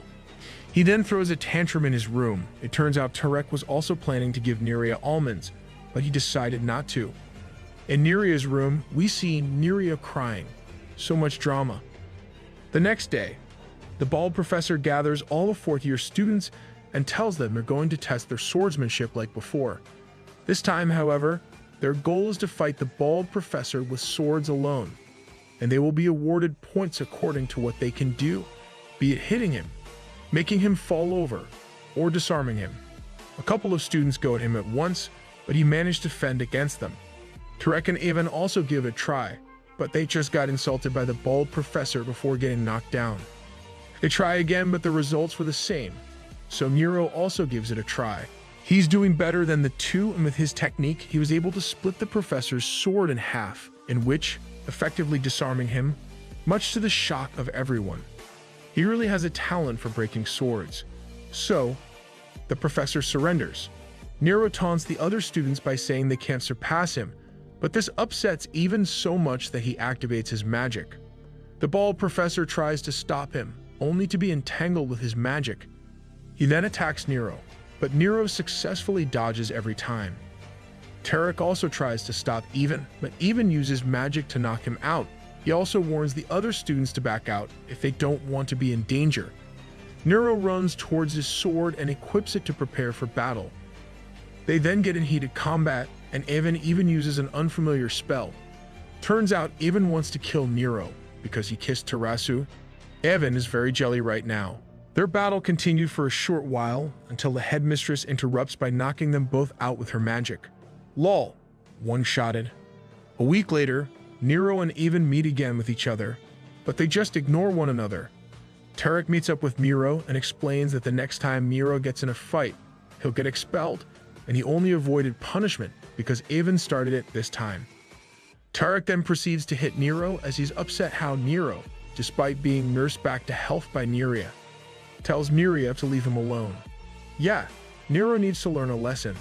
After that, Neria shut herself in the room and cried, which clearly upset Tarek. But Nero doubles down by provoking Tarek further, so Tarek hits him again. But Nero didn't retaliate. Before leaving, Tarek tells him that he never thought Nero or Neria was different from him. Yeah, he was always lovable. Nero realizes that his chaotic side is showing and only hopes that Neria remains on the other side. In the following scene, we find Nero and two other students running towards what seems to be a large tower with a couple of people, one of which is revealed to be Emperor Murin. Please teach Nero a lesson. The students show their respects to the Emperor with their formal greeting. The Emperor congratulates the fourth-year students and gives a motivational speech right before explaining to them the Empire's problem right now, which is the increasing activity of Seknium's forces. He then explains that as soon as the students complete their exam that year, they'll be put on the front lines, and encourages them to prepare until then. With that, he concludes his speech and leaves. The students express their concerns after realizing that their peace might soon be disrupted because of the war. Great, that means more action and less drama. We cut back to Nero walking in the hallways, reminiscing about the time the Emperor saved him in the mines and gave him his sword. He then enters the room where the Emperor stays. The Emperor cheerfully greets and congratulates Nero for becoming an elite soldier of the Empire, as well as for his past achievement in defeating the monster army in the Omaru mine. But at the same time, the Emperor mentions Nero's fight with Ivan and how he's showing hatred towards nobles. Nero apologizes, and the Emperor tells him he understands, as the Emperor was probably in the same position before. Nero asks for guidance, but the Emperor simply tells him he needs to train his heart in the same way he trains his sword. After that, Miran asks Nero if he's ready to train his magic swordsmanship. Nice. Are we getting a training arc this time? In the next scene, we find Evan enduring flame magic that's coming out of Miran's sword. That sounded sus. Turns out Miran is also training Ivan, though this time, he's encouraging Evan to use his anger rather than control it, which is the exact opposite of his advice to Nero. Miran is two-timing. Elsewhere, Terasu is reminiscing about the time she was kissed by Nero, but she also recalls the time Ivan hugged her. Terasu is also two-timing. 3 months later, the bald professor, along with the other professors, explain the rules of the next exam, the test of mercy, to the students. The exam shall be taken in groups of 2, and they must defeat enemies along a path. The more they defeat, the more points they'll earn. What makes this exam different is that they can kill other students, though this will reduce their total points. This rule will naturally shock all the students. Battle Royale vibes. With that, the students began to form groups. Neria was the most in demand, since they assumed being in a group with the weakest student would lower their chances of being killed. Amidst the requests of other students, Terasu's spirit comes to ask Neria to partner up with her, and so she does. Tarek was upset with this as he sees through the intention of the other students, and because of this, the remaining students were hesitant at grouping up with him. But while this was happening, Nero and Ivan has already formed a group. Upon seeing this, Teresa recalls his encounters with the two where she gave them her advice for their problems. Neria also reminisces about a similar encounter with Nero where he finally confronts her and tells her about his situation and why he cannot stand by her. After that, Neria simply cries and we see Nero becoming nostalgic for the shoes Neria made for him in the past. This story has more drama than Twilight. We then cut back to the present, where Nero and Ivan proceed to go to the forest. We also find Tarek and a black-haired student, who's noticeably nervous since Tarek can easily kill him. But Tarek reassures him that he won't. They find a rabbit, but Tarek argues that the point of the test of mercy is to bestow mercy on adorable creatures like the rabbit. But at the moment, the rabbit becomes a monster and eats a raccoon. Kill it with fire. Our main characters witness this as well. Teresa proceeds to kill the rabbit, and at this point, we realize that the test of mercy tests the student's ability to distinguish whether they should grant mercy or not. Meanwhile, Nero and Ivan unsheathe their sword after seeing this, but rather than attacking the rabbit, they attack each other instead. While this was happening, Olmu, the monocled professor, is watching the fight. We cut back to Terasu and Neria. Terasu asks Neria why she likes Nero, but Neria comments that she has already given up as he has someone else he likes, Terasu. However, Terasu mentions that Nero used to like him, and it's all in the past now. We then see a flashback of Terasu and Nero's conversation. In it, Nero explains to Terasu that his feelings for her were that of responsibility, much like what he feels for his twin sisters. She just got sister-zoned. He then continues to talk about his flaws, why he saw Terasu as a ray of hope, and the fact that he came to like Terasu because she's what Nero aspires to be. In the end, Nero decided to put a stop to his effort to change himself, and that's also when Nero and Terasu decided to hold off on their feelings. While Terasu is telling this story, Neria cries as she was deeply concerned for Nero and wants to comfort him with all her being. Elsewhere, Nero and Ivan continue their fight. At first, Nero was getting pushed back and was even injured by Ivan, and hence, the trash-talking began. Again, we cut back to Terasu and Neria's conversation. Terasu realizes that Nirea's feelings for Nero was that of a mother who wants to protect her child, the opposite of what Terasu feels for Nero, as she saw Nero as someone to admire and respect rather than protect. But instead of saying this, Terasu instead tells Nirea that her feelings for Nero are similar to hers. In the next scene, Nero and Even are still fighting. The two are fighting evenly, so Nero decides to use the skills the Emperor taught him, but Even also does the same. When their sword clashed, the two realizes that they were both trained by the Emperor. This enraged Even, causing him to attack more furiously, and successfully pushes back Nero. Nero retaliates and disarms Evan, trash-talking him right after. Of course, Evan doesn't take this lightly and says Nero and everybody else are failures. He then uses his monster-like magic, only to end up getting knocked down again by Nero. So, Evan uses an even more sinister magic similar to that of the power of Secnium. At this exact moment, Kundin, who is sealed with the third piece, opens his eyes.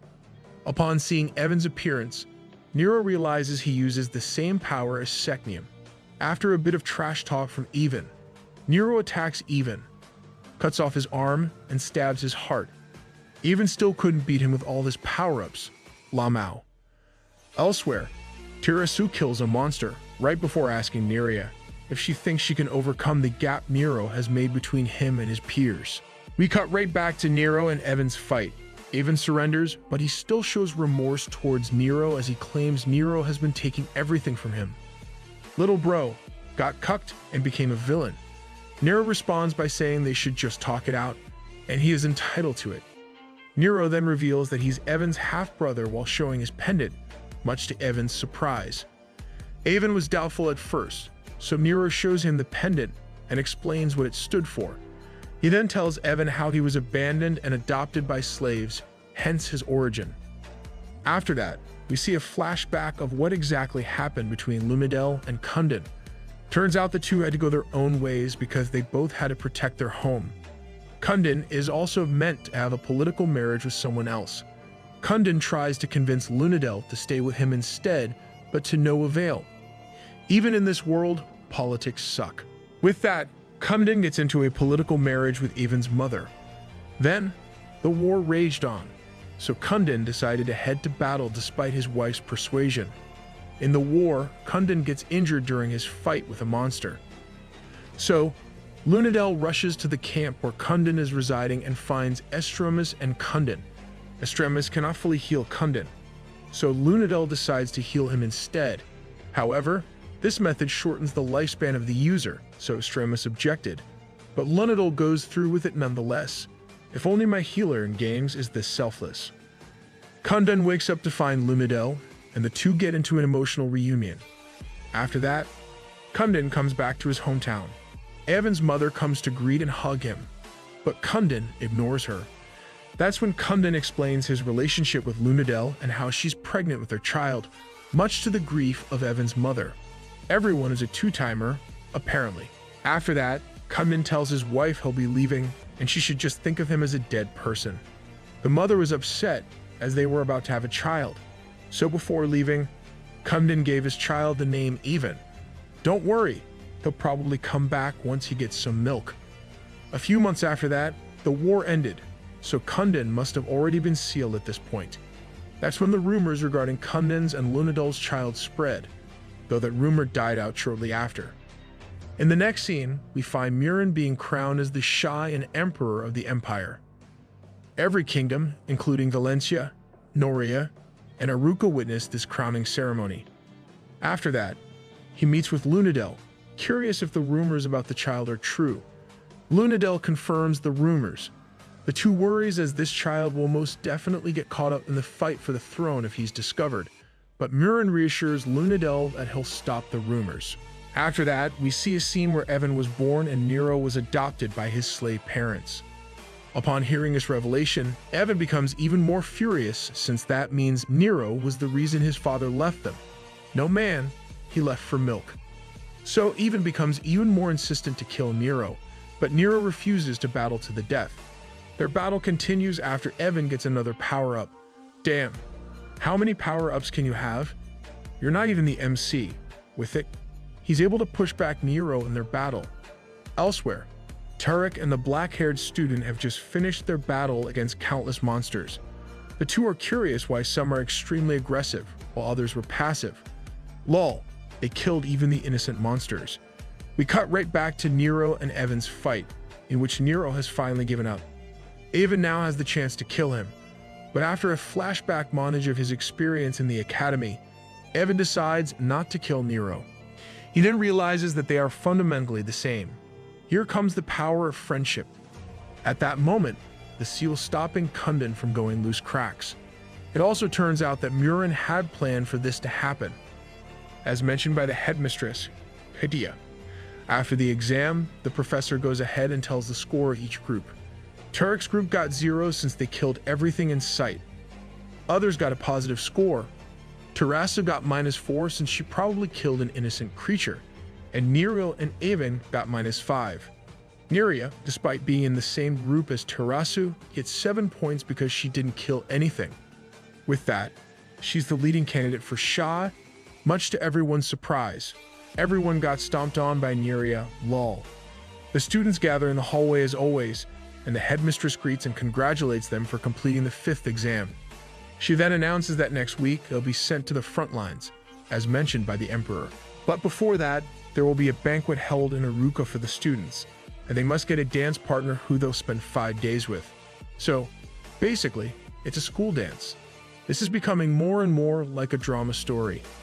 In the next scene, all the students are gathered in the cafeteria. This was the perfect chance for students to get a dance partner, which is why that's been what's in the mind of most students. Avon comes to sit at the same table as Nero. Are they friends now? But turns out Evan just wants to ask Nero if it's fine to ask Tarasu to be his dance partner, since Nero and Tarasu are no longer as close as before. Before Nero can answer, Evan goes for it anyway and asks Tarasu to become his dance partner, to which Tarasu agrees. Evan then comes back to Nero's table after. The next day, the students prepare to leave. The bald professor briefs them on their journey to Aruka, where the banquet will be held. Each couple is assigned to a royal carriage. Before going in, Nero finds Tarek and Neria, as well as Tirasu and Evan going inside their respective carriages. In Nero's carriage, we find him with his partner, who's reading a book. She didn't want Nero to talk to her as she doesn't want to get close to him. Fair enough.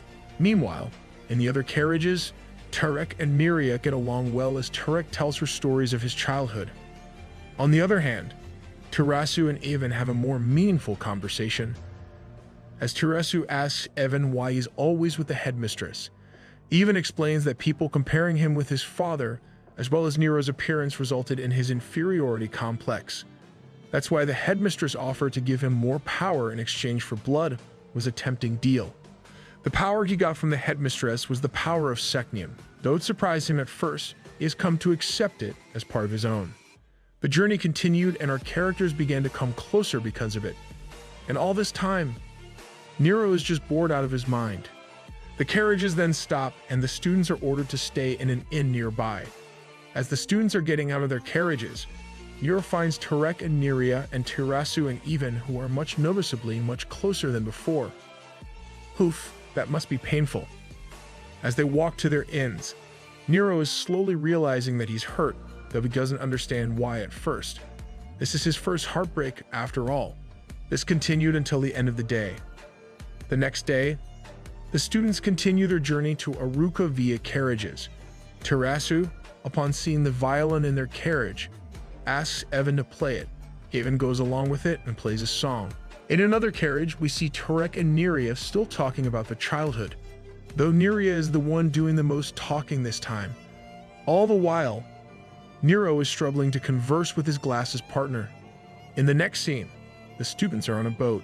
Nero witnesses Tarasu and Evan bonding. He's getting jelly now. So he leaves his glasses partner to lie down, but he also witnesses Neria comforting Tarek, who is seasick. He gets even more jelly.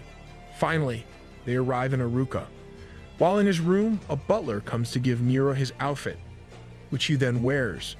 During a banquet, we see Nero being approached by 2 nobles, who probably want to make connections with him after assuming he's from a prestigious family. But upon knowing that he's a slave, they awkwardly withdraw. Lol. little bro probably has a noble repellent. After that, he finds Terasu in her beautiful outfit and is mesmerized by it, until Evan greets him in a friendly manner. Oh, are they actually friends now? Right after that, Evan gets into a dance with Terasu. How the turns have tabled. He also sees Neria and Tarek dancing, which probably makes him extremely jealous. Nero continues to be heartbroken after seeing Tarek and Neria closely dancing. It also made him realize he probably had feelings for Neria as well. He struggles to control his emotions, but then he looks at the glasses of alcohol and recalls the time when his father used to drink alcohol to supposedly forget his emotions. So Nero chugs a lot of alcohol. Oh no, he's an alcoholic. In another scene, we find Olmu, the professor with the monocles, dancing with the elf professor, who praises his ability to dance. Bro got the riz. At that moment, Olmu lets go of his partner and go back to being his vigilant self. Never mind. He realizes that the headmistress who likes to be the center of attention isn't there, so he assumes she's plotting something. True enough, he finds the headmistress plotting something with a suspicious person. The headmistress talks about the students in the battlefield, but Olmu cannot hear their conversation properly. He tries to get closer, but he alerts the headmistress, who instantly shoots a fireball in his direction. Thankfully, Olmu was able to teleport away. Back at the banquet, Nero was already drunk. Because of this, he proposes to dance with everyone he sees. As he's about to fall over, Terasu grabs his hand and keeps him standing. She then tries to escort Nero to his room. Even sees this and escorts Nero instead since he's technically his brother. Slowly but surely, Evan is getting softer. In the next scene, we find Tarek and Neria on the balcony. They were about to kiss, but Neria decides against it as she still has feelings for Nero. There's more drama here than in Wattpad stories. Meanwhile, Nero tells Evan he likes him, only to find out that Nero was referring to Neria. The next morning, we see Nero waking up from his hangover. He roughly recalls what happened that night, which embarrassed him. He then finds a letter, which is most likely from Evan, telling him he'll kill Nero if he ever has to do that again. Evan is a tsundere. Elsewhere, Olmu is checking a list of names of students and realizes that those who can potentially become a threat are separated from others. He proceeds to burn this list and make a new one, declaring that he's rebelling against the headmistress. As always, Olmu is the real MC of this story. The students gather in the hall. Nero and two other students arrive later, so they were scolded by the vice principal. Afterward, the vice principal announces that they'll be dispatched to Aruka and Noriev to fend off against Seknum's forces. This mission will serve as their 6th exam, the test of authority. This surprised not only the students but also Olmu. The students are then divided into 2 groups consisting of 8 students each. Group A will go to Aruka and Group B to Noria. The vice principal announces the students in each group. Unfortunately, Tarek is the only main character in Group A. The rest, including Nero, Terasu, Neria, and Evan, are in Group B. As they prepare to leave, Olmu tries to warn Group A, specifically Tarek, to do his best to survive. Why'd you have to give my boy Tarek a massive death flag like that? The students bid their farewells to their friends. Neria gives Tarek a bracelet she made herself, and Terasu bids farewell to the green-haired elf princess. With that, each group starts its journey toward the different regions. In the next scene, we find a camp of soldiers struggling to fend off against Seknum's forces. They brief the professors about their situation and how the enemies seem to have known about their attack. There's an imposter among us. After that, the bald professor announces that the army will be led by the professors and students. Olmu splits the army into 4. The first squad will be Nero and Neria. The second squad will be led by Terasu and Evan. And the third squad will be led by the remaining 4 students. In other words, the students will become the lieutenants of each squad. The students didn't know what to do at first, so Gerard, the bald professor, scolds them and tells them they should be more serious than ever as they're on the battlefield. Hopefully, there will also be less drama. After that, each student goes to their platoon. We first find the platoon assigned to Nero and Neria. When asked who's the lieutenant, Neria pushes Nero as she's too shy to introduce herself. At that moment, we get a flashback montage of Nero's journey to become a soldier. Then he gives a motivational speech to the soldiers, which boosted their morale. After much planning, the army has decided to set out in 3 hours. Once the other people have left, Nero asks Olnu why they're not sending anyone to save the slaves that are being attacked by 100 monsters. However, Olnu argues that the life of the Lord is more valuable than that of the slaves. Hence, it is in their best interest to focus on saving the Lord, since they can gather supplies more easily that way, which is far better than gaining 500 manpower. Of course, this upsets Nero, but he cannot do anything as this was an order. In the castle, we find the Lord and the nobles worried out of their minds as they're getting besieged by the monsters. The Lord demands to see Kara, who's probably a powerful officer, but it was revealed that she left 10 days ago to help the slaves. Great. Yet another comrade for our main character. Of course, the nobles and the Lord were upset at this news. Elsewhere, we find a priest, who's probably Kara, maintaining a barrier that's protecting the slaves. Turns out Kara has been maintaining the barrier for a week. Kara, the new MVP. I hope she meets with the MC. The opposing army's leader assumes that the barrier must be weakened right now, so he sends his minion to test it out. True enough, the barrier is becoming weaker, though it's still strong enough to burn the minion's hand. So, the leader commands his underlings to throw whatever they can find into the barrier. Inside the barrier, a soldier tells Kara that reinforcements from the army are coming. But Kara knows that the reinforcements are probably not for them, but for the nobles and the Lord, her adoptive father. Kara then states that she cannot hold on any longer. At that moment, the monster leader attacks and successfully breaks the barrier.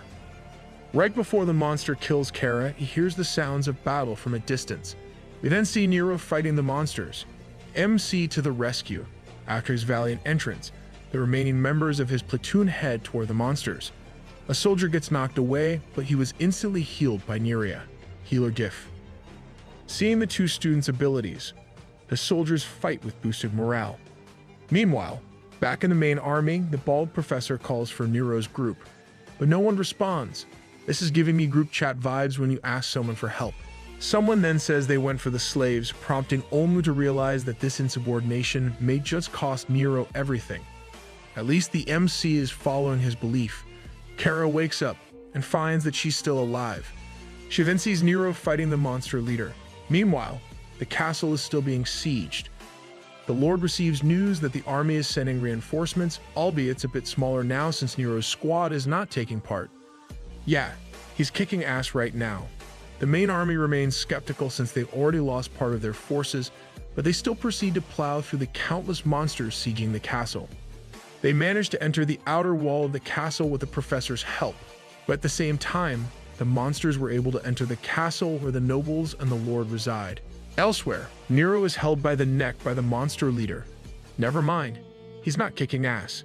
Nero has his sword deep in the monster's chest, but the monster simply regenerates the wound, so Nero cannot take the sword out. But as the monster is in the middle of trash-talking him, Nero casts a spell and blows up the leader.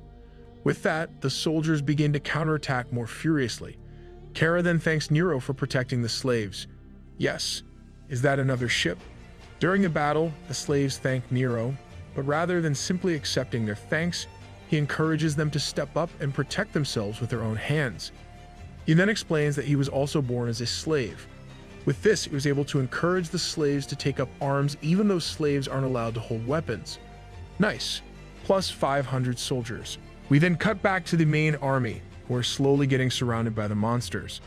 The professors too are running out of mana and stamina, but right before they get completely overwhelmed, the sounds of another battle come from a distance. It turns out Nero, his squad, and the slaves have successfully defeated the 100 monsters and have come as reinforcements. Witness the power of the MC. Nero instructs the slaves to take a weapon from fallen monsters and soldiers if they still don't have one. Then, he meets with Olmu, who slaps and reprimands him for disobeying orders. However, as they are still in combat, they make a battle plan. The monster captains arrive, so they intend to fight them if they want to proceed. Olmu casts a buff on Nero and Avon and instructs them to save the noble and his son. I wish my teammates are as reliable as Olmu. During the battle, everyone heard a voice in their heads. It turns out Kara, the priest, is talking to them using sacred magic. She then instructs everyone to envision the Divine Lord Lugard in the count of 3, and so they did. Because of that, everyone received the blessing of Lugard, a buff that gives them an enormous amount of power. With this buff, they were able to defeat the monsters easily. Now that's what I call support diff.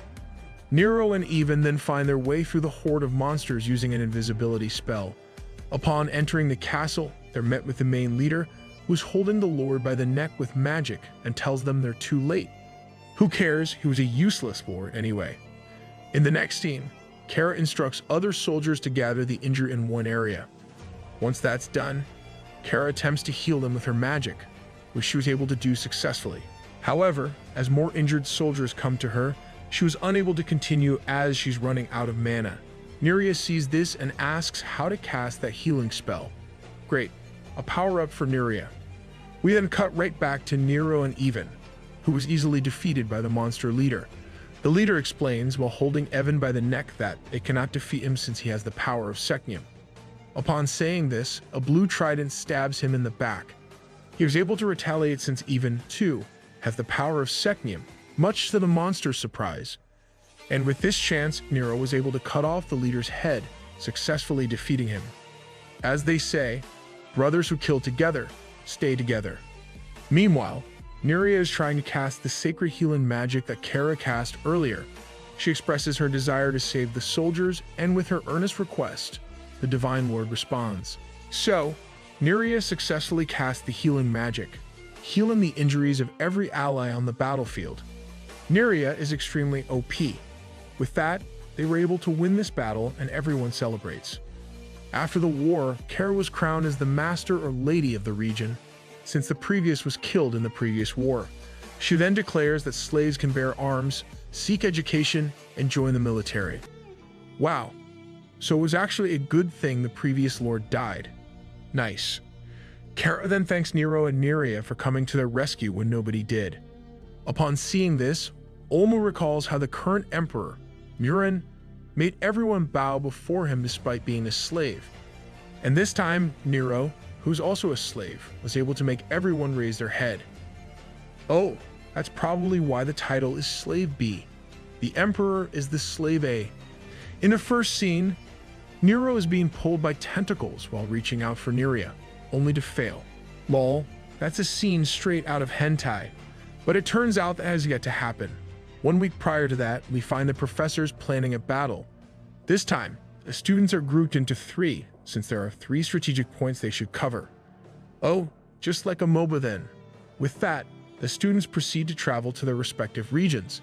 During their journey, Nero recalls his encounter with Olmu. Olmu tells Nero that while he did save him this time, he shouldn't do this again as he may be executed or even brought back to slavery next time. Of course, this upsets and even confuses Nero, since he's torn about whether he should save unprivileged people like slaves or just follow orders. Seeing this, Nerea gives a look of concern. Even after all the drama, Nerea is still the best girl in this story. Upon arriving at their destination, the bald professor leads the charge to attack the monsters. Nero finds it easy to kill the monsters, since they're already tired of fighting the soldiers.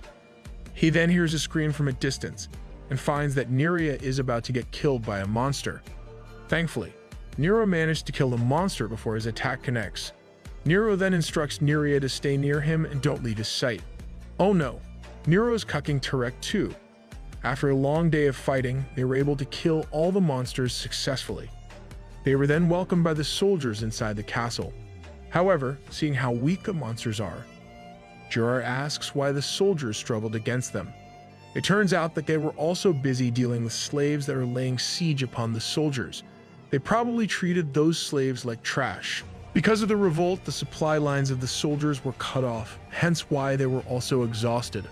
Upon hearing this, Nero asks the soldiers what they did for the slaves to act like this. However, the soldier responds by saying they don't know what's causing them to revolt. But Nero argues that instigators always forget the terrible things they do. Before they get into a heated argument, the bald professor stops them and asks the soldier to open the gates, as they will attempt to clear any misunderstanding between the slaves. Upon entering, they find a group of slaves ready to attack. The bald professor raises his hand, and tells them they were sent by the emperor. So, the slaves lay down their arms. Wow, that slave looks like slave C. As Nero looks at the slaves, he assumes that they must have been cornered into a dead end, and he knows the feeling well as he has been in their position in the past. In another place, a soldier brings Olmu news that Caiaphas is leading the charge in one of the 3 fortresses getting besieged. He then instructs the soldiers to send reinforcements that way immediately. Tirasu asks who Caiaphas is, to which he explains is one of the leaders who can turn people into emotionless beings with only their darkest thoughts. Mind control that explains why we got a scene out of hentai earlier. It was then foreshadowed that the slaves in the fortress that Nero and Nerea were assigned to are probably being controlled. While on their way to the inner castle, Gerard asks the slave leader what caused them to revolt, to which the leader answers was, because nobles are greedy. They restricted the slaves' food supply and didn't allow them to arm themselves. For that reason, they decided to rebel. After hearing this, Nero gets upset since he has been on the receiving edge of this greediness in the past, and understandably, the slaves are incredibly furious and want to retaliate. So, Gerard and the slave leader come to a compromise. They agree that would come to the castle to negotiate with the nobles, and if they attack, they will help them siege the castle. With that, they proceed to go towards the castle gates. On the way, they pass by the statue of the Lord, Aslan, who was supposedly a noble known for fighting for the rights of slaves. Well, that seems suspicious then. While walking toward the castle gate, a warning shot was fired in the direction of the bald professor. Gerard attempts to negotiate with the Lord by saying they were sent by the emperor, but Lord Aslan refuses and asks them to leave. At that moment, the slave leader yells at Aslan and demands they open the gate and share their provision. However, the mage sends a fireball flying in his direction, which Nero was able to successfully block with his sword. As he was able to hit and destroy the castle, Nerea stops him, telling him this would only make things worse. Yeah, tell them Nerea. They'll be stopped swinging. Nero continues to slander the nobles and describes them as greedy pigs who only want to take everything from them. Lord Aslan then realizes that Nero was a slave, which Nero confirms, but rather than acting like your average entitled noble, Aslan responds by asking Nero if he truly believes every noble is corrupt, and argues that Nero only thinks that because of his bias. You make a good point. Nero turns to Nerea and asks her to reinforce his belief, but alas, Nerea's master was kind and nice, which further proves the point of Aslan. Yep, generalizing is bad. In the end, Nero is unable to agree with Aslan, so he proposes that they meet in the peace statue later. So, Aslan meets with the slave leader, who turns out to be a duke, as mentioned by Aslan. Before starting the meeting, Aslan explains to Nero that the truth is unsightly at times. True enough, when Aslan sits in the chair, it explodes in front of Nero. Right after the explosion, the slaves went right into attacking the nobles. Seeing this, Nero was in disbelief since he always thought slaves were the good guys. Well, there's bad in everyone, even slaves. Nero just stood there while everyone was retreating, so the bald professor had to get him back to reality. Despite the slaves' attacks, they were able to retreat successfully due to the mage's magic. However, Nerea got hit by arrows after helping Nero get inside the gate. The mage immediately went to her aid and used healing magic, so she was able to avoid death, though her injuries are still fatal. Inside the castle, the mage points Nero toward the graves of men, women, and even children that the slaves have killed. Great, another character development for Nero. The mage then explains why the slaves are acting like that. When Aslan became the lord of the city, he made a policy granting slaves financial rights. With this, they were able to participate in the city's economy and essentially become merchants. Of course, commoners and nobles were opposed to this idea, but Lord Aslan went through with it anyway. Wow, he was such a nice guy. Too bad he's dead. That's because he was also once a slave due to his evil stepmother. He became a noble years later, so he truly cared for slaves. Because of this policy, a lot of slaves were able to be wealthy, some even richer than the nobles themselves. When this happened, the slaves acted similarly to nobles in that they treated those with less money than them like trash. they really pulled out the Uno reverse card. To remedy this, Lord Aslan increased the taxes on slaves, and this caused the slaves to become upset. Then Seknium's forces invaded. When the city was conscripting soldiers, the slaves declined with the excuse that they were not allowed to bear arms. Moreover, when the city distributed supplies, they distributed it equally among the nobles, commoners, and slaves. This upset the slaves, who were wealthier than the nobles, as they thought it was unfair they received the same amount of supplies as people who were poorer than them. And as such, they revolted. Whenever the city would receive supplies, they would intercept them. So, they just want to have their own kingdom. In short, they had become what they swore to destroy. Naturally, this upset Nero, so he went outside to fight against the rebel slaves. The slave leader was confused as to why Nero, who was a slave, isn't on their side. "Oh, I don't know, maybe cause you are crazy." Nero tells the slave leader that they're just murderers who even killed children. The leader responds by saying that sacrifices must be made in the same way the emperor made sacrifices to get where he is. Nero argues that the emperor must have gotten to his position using just methods. With that, he proceeds to kill the slaves. Meanwhile, we find Nerea talking about how Nero ends up being hurt whenever he sets out to hurt other people. True enough, while he's killing the army of slaves, he's becoming more guilty. As the battle continues, Nero uses large-scale magic, much to the surprise of the mage. The bald professor explains that this is the power of Shy Candidate. Then, a bird delivers a letter with news to the mage. The letter explains that Caiaphas is in that city, and if they wish to succeed in this battle, they need to find its main body. This definitely has Among Us vibes. On the battlefield, we find a child holding a knife looking for his father. It appears that he's the son of the slave leader. Seeing this, Nero became even guiltier after realizing that he may have killed someone's father. We then see Nero's shadow slowly getting murkier. Gerard hurriedly runs toward Nero to tell him of the news about Caiaphas' appearance. In the meantime, the kid searches for his dad. When he finds the pile of bodies, he realizes someone must have killed him, so he stabs Nero in the hand. Nero retaliates by holding his hand, and we see Nero's mind slowly getting corrupted with evil thoughts. As he was about to cast a spell and kill the kid, Gerard was able to stop it by pushing the kid away. The kid got yeeted. He then explains to Nero that this was a trap set by Caiaphas. True enough, shadows ascend from the corpses of the slaves. Gerard destroys the shadows and tells Nero to find the main body. He was then told that Caiaphas often implants the body within the brightest place, so Nero realizes it must be in the peace statue. It turns out there's a hidden hatch under the statue, so he goes down the hatch only to be met with Emperor Murin, or at the very least, a vision of Murin created by the monster. Murin's illusion questions Nero's desire to become like the valiant heroes he has heard in the stories. He also questions Nero's belief that becoming a hero will change the world. Murin continues to argue that despite Nero's father, Kundan's sacrifice, people didn't change. They're still corrupt, and essentially everyone is, as they move based on their desires. He even argues that even Kundan moved based on his desire, and he desired Lunadel. Basically, this Murin is a bitter AF. He continues to corrupt Nero by saying that everyone acts on their desires, his friends, other slaves, and even himself, as Murin convinces him into thinking that he started looking down on other slaves when he got in his position.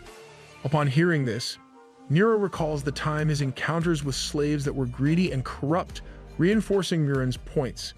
Finally, Murin reminds Nero of the nobles that treated him and his family like pigs and convinces him that the desire of nobles was based on not wanting slaves to fulfill their desires. Slowly but surely, Murin was able to successfully corrupt Nero as Nero begins to give in to his chaotic side. We then see what's going on inside Nero's mind. His two sides, one that represents chaos and one that represents hope. As he's about to give in, he hears the voice of Nerea and sees her hand reaching out to him. Her presence allowed him to finally snap out of it as he recalls the time she sacrificed for him. She was the manifestation of all that he hoped for. He recalls all the time he spent with her and his friends, and at the end of the day, he was able to overcome his chaotic side. She protect, she attack, but most importantly, she's got your back. At that moment, Nerea tells Nero that he's different from her. in that he has thought himself to not yield or become dependent on someone else. But just once, it would be great if he can rely on someone else, even if it's not Neria. As they say, no man's an island. So, Nero stands up. He then recalls what her mother said when was sold, that Nero must never look weak in front of those that he wants to protect, because if he does, the smiles of others will falter. As he says this, the main body of Caiaphas materializes from tentacles. Is he the long-lost brother of Squidward or something? Though Caiaphas was unable to corrupt Nero, that doesn't matter as he can kill him anyway. What he didn't know, however, is that Nero got a huge power-up after having overcome his chaotic side, as he's able to use the entirety of his power without restraints. So basically, Nero joined the dark side, but was able to get back. So, they engage in a fight. Nero was able to slash Caiaphas, but he retaliates and knocks Nero away. Thankfully though, Nero has a mana shield, much to his surprise since he wasn't able to use this magic before. He understands that he's much stronger now than before, as he's able to use spells that he was unable to use before.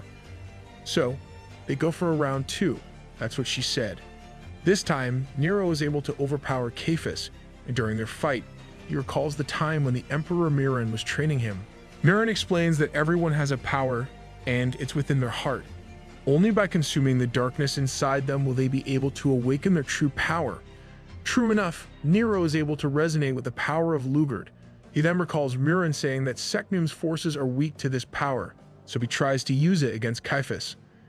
Caiaphas retaliates by attacking him with the power of Secnium, but Nero was able to absorb the power with his sword. Upon doing so, a scene of Kundan's seal appears in his head. Caiaphas asks Nero if he inherited Miran's sword, since the legendary sword, Arcdane, was the only one that can absorb everything. We then find Emperor Miran talking to his sword, indicating that this may have a connection to Nero. However, Nero states that his sword is his own. But Caiaphas explains that the power comes from the user and not the sword, so he decides to end Nero there to stop that power from growing. However, Nero retaliates by teleporting behind and successfully kills him. Nothing personal, kid. Elsewhere, Neria is trying to pave a path to the outside by casting spells to destroy a rock, but she was unable to. She then cries due to her incompetence, but Nero helps her destroy the rock and reassures her right before kissing Neria. Finally, the ship is finally sailing. Upon killing Caiaphas, the slaves and even guards that were being controlled by him loses consciousness and dies. It turns out there were a lot of puppets under his control, and Nero realizes just how much destruction a demon lord can cause. While the slaves did some terrible things, at the end of the day, they were being controlled, and they didn't deserve to die. With this achievement, Gerard and the soldiers recognize Nero and Neria as proper heroes of the Empire. And though he's receiving the honor, Nero cannot seem to be happy about it. On their way back, Neria admires Nero for becoming as powerful as he is, but Nero tells her that he couldn't have done it without her. He also admires Neria for not having fallen to her chaotic side, unlike Nero. Neria is just so incredibly wholesome. Nero then expresses his concerns about his understanding of people, as he has realized that he doesn't know the world as well as he thought. They then arrive at the camp where the 2 other regiments are, who apparently have won their battles as well. They are greeted by Olmu, who congratulates them for defeating Caiaphas. Gerard explains that it was Nero and Neria who defeated him, which impresses everyone, especially Terasu and Even, as they realize that they must be as strong as Emperor Miran if they were able to defeat Caiaphas. I personally don't think so, maybe in character. Olmu asks Nero if he's able to find an answer to his question, to which Nero responds by saying he really didn't know much of anything. Olmu was probably hoping for that answer because he says that Nero has grown. Olmu then explains that there are 2 kinds of people in the world, those who are unaware of their ignorance and try to oppress those that go against their belief, and those that are aware of their ignorance and try to learn as much as they can. The former will always be a child, but the latter will be an adult, and Nero has demonstrated that he is an adult by recognizing that he doesn't know anything about the world. In the next scene, the students are eating dinner while celebrating their victories. Neria dozes off, so Nero attends to her by taking Neria to her room. Their fellow students, including Terasu and Even, see this and assume there's something going on between the 2. Well, there is. Of course, Terasu is a bit jelly, but she accepts that Nero and Miria are together now. As she leaves, Even follows her and asks how she'll respond to his feelings for her, to which she responds by saying that he's made far too many bad decisions, so she cannot accept him. Yeah, you fucked up countless times, man. Meanwhile, Miria tells Nero to rest as well, but Nero tells her that he'll meet his birth mother in a few days. Finally, the long-awaited family reunion. We find the army running in direction. They are clearly exhausted, which is understandable since it turns out they've been traveling for 2 weeks non-stop. At that moment, they receive a response to the letter they sent the Emperor days ago, that they have been approved to stay at the Tower of Desire to rest. Some of the students, especially Nero, were unfamiliar with this place. So Olmu explains that it's where the palace that handles the Empire's internal affairs and where the taxes that have been collected go to. It's also essentially a preschool. I feel like taxes and preschool doesn't go together, but you do you. Upon arriving at the tower, they are met with a barrier surrounding the tower. The barrier is then deactivated, and they were greeted by the tower administrator, Kusin. Kusin briefs Olmu about the supplies, but before allowing them to enter, Kusin reminds Olmu that they must abide by the tower's rules. I bet those rules will be bullshit. Right after entering, a kid asks them to fill out a form that consists of a list of questions about their personal information. He then explains that their lodging will be decided based on their answers to these questions. In the next scene, we find out that the rules are that everyone is treated according to their social status. I fucking knew it. As expected, Nero and Miria were placed in the lowest ranks. They were then told by the kid to wear the badges given to them. Nero responds casually, but the kid calls him a muzral, which is probably a different term for slave, and lashes out saying Nero must respect him. Much to the students' surprise, Olmu encourages Nero to just follow the rules since they won't stay there for long anyway, so Nero just puts up with it. No wonder nobles are spoiled brats. They were thought by the adults to become entitled at a very young age. It turns out that Tarasu and the other elf princess, Yans, were invited to attend this place before, but they declined since its rules were against their beliefs. Even, however, attended this place and even graduated here, hence why he was able to use magic before attending Excanum. After that, Kusin explains to the group that if they go against the rules, they will have to pay for it. He then asks Roina Even, Roina being the term for the highest class, to come with him as he has a special room. He asked the 2 elf princesses, Tarasu and Yans, to do the same, but they decline as the 2 want to stay with the Mushrals. Kusin didn't pursue this matter further. Even, however, follows him. Before leaving, he instructs Nero and Miria to accommodate the 2 elf princesses while they stay on the same floor. The audacity from this man. Then, they find a huge bowl-like structure filled with liquids. It turns out the defensive barrier protecting the tower is generated from this structure. It's being operated with an enormous amount of ores that are refined manually through the kids' labor. Free child labor. Of course, Nero questions why kids would intentionally come to the Tower of Desire if it forces them to do this kind of work. However, Olmu explains that just like Excanum, graduating from this place is a privilege to most people, hence why people are eager to get in. During dinner, Nero attempts to converse with the Mushroom kids, but they don't respond. Wow, this conversation is deader than my class group chat. The kid who was facilitating them earlier comes and tells Nero to be quiet since they're not allowed to chat in public places in the first place. The kid then assigns someone to clean up the cafeteria, but Nero complains since he has yet to finish eating. After that, Nero and Miria observe the children playing at a distance. Then, in the middle of their chat, Olmu appears, and apparently, he has learned how the Tower of Desire operates. It turns out that the tower is basically an experimental center, and the Musrals, who are slave kids, are fated to execution, and they can only avoid execution by serving in this place. This is giving me Promised Neverland vibes. That's why they're happy to work.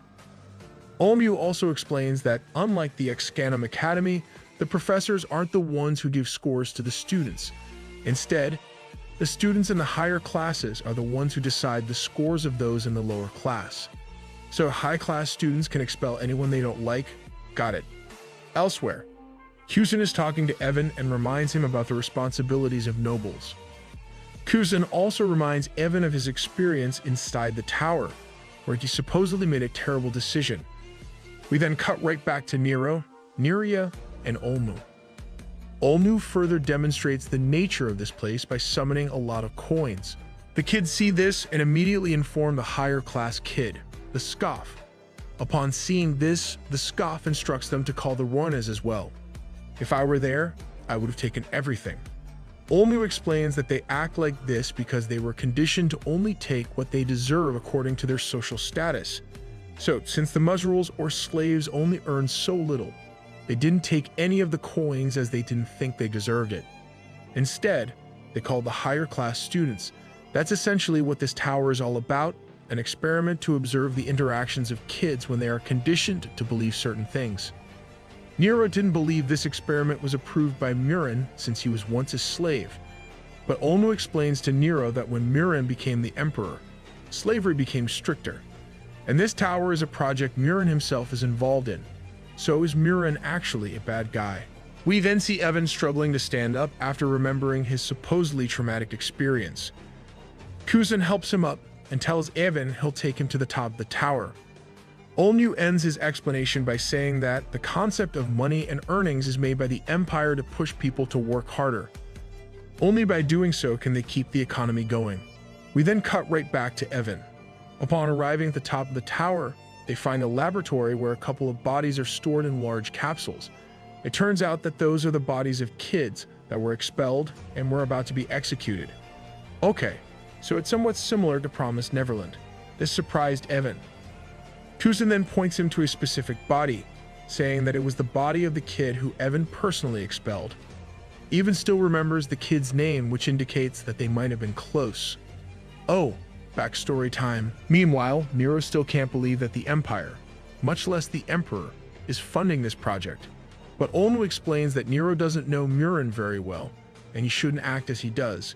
He ends the conversation there as he tells them that there are other matters in hand. It turns out that the bodies in the capsules are part of an experiment to make a person unable to use magic. Yes, so they can oppress the slaves even more. They're closing the third eye, to be precise, since the third eye is essentially the only way for a person to see or feel magic. The experiment is working, but the speed at which the third eye closes is too slow.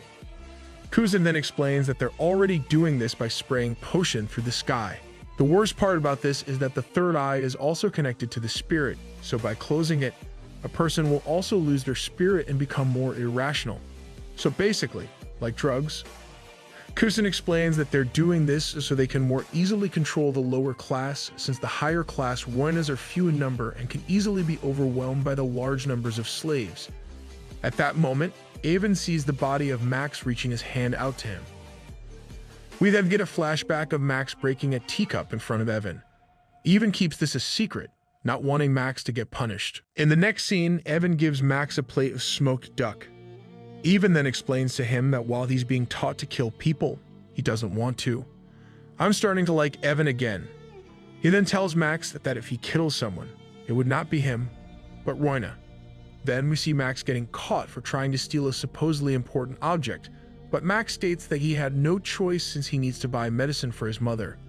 At that moment, Evan was forced to make a decision regarding the punishment of Max, to which he says expulsion. Then we cut back to the present, where Max begs Evan to kill him. Evan swings his sword and breaks the glass capsule. We see Max cut in half.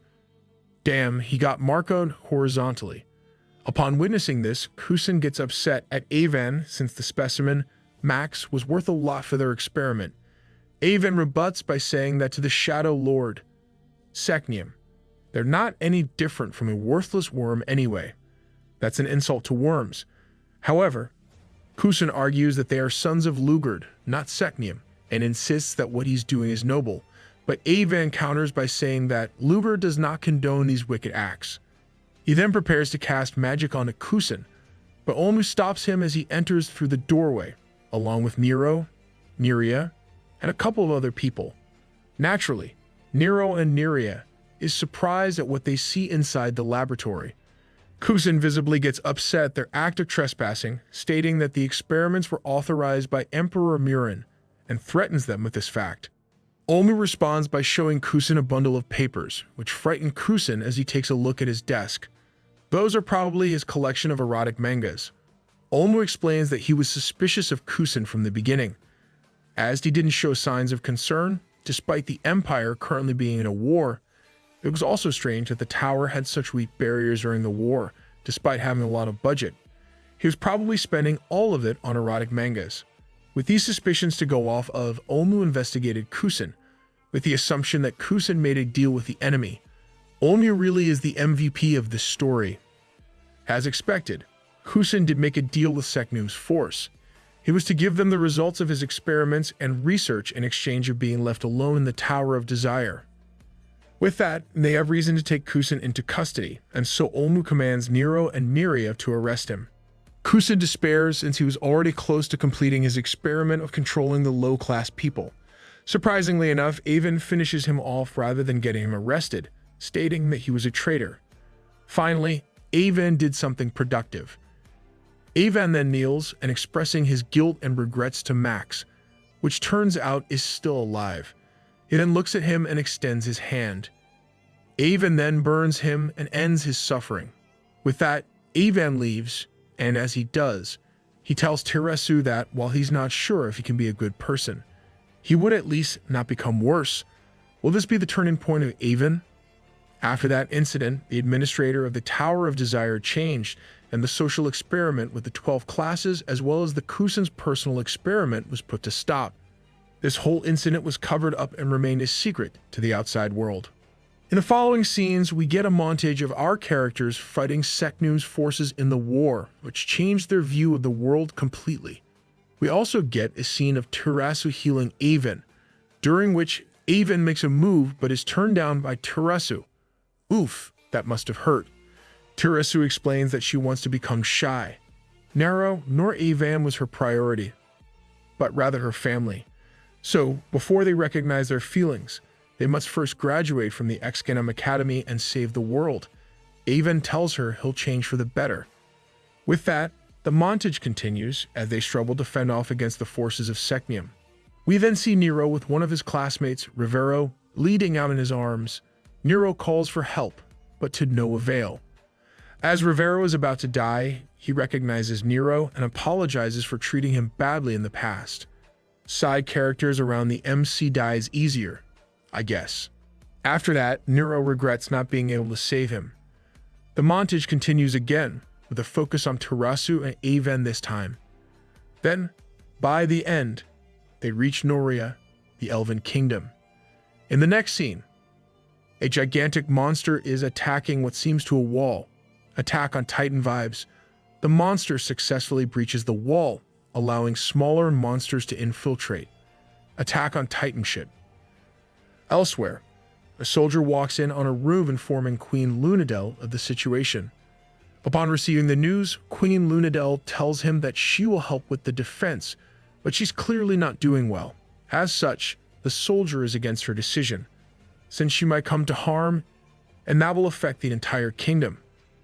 Another soldier then barges in and informs them of the arrival of reinforcements, particularly the Excanum's special force. We then cut two Olmu attacking monsters, along with Nero who kills the Discount Titan, causing an explosion and ending the battle right there and then. Titan got one-shotted, lol.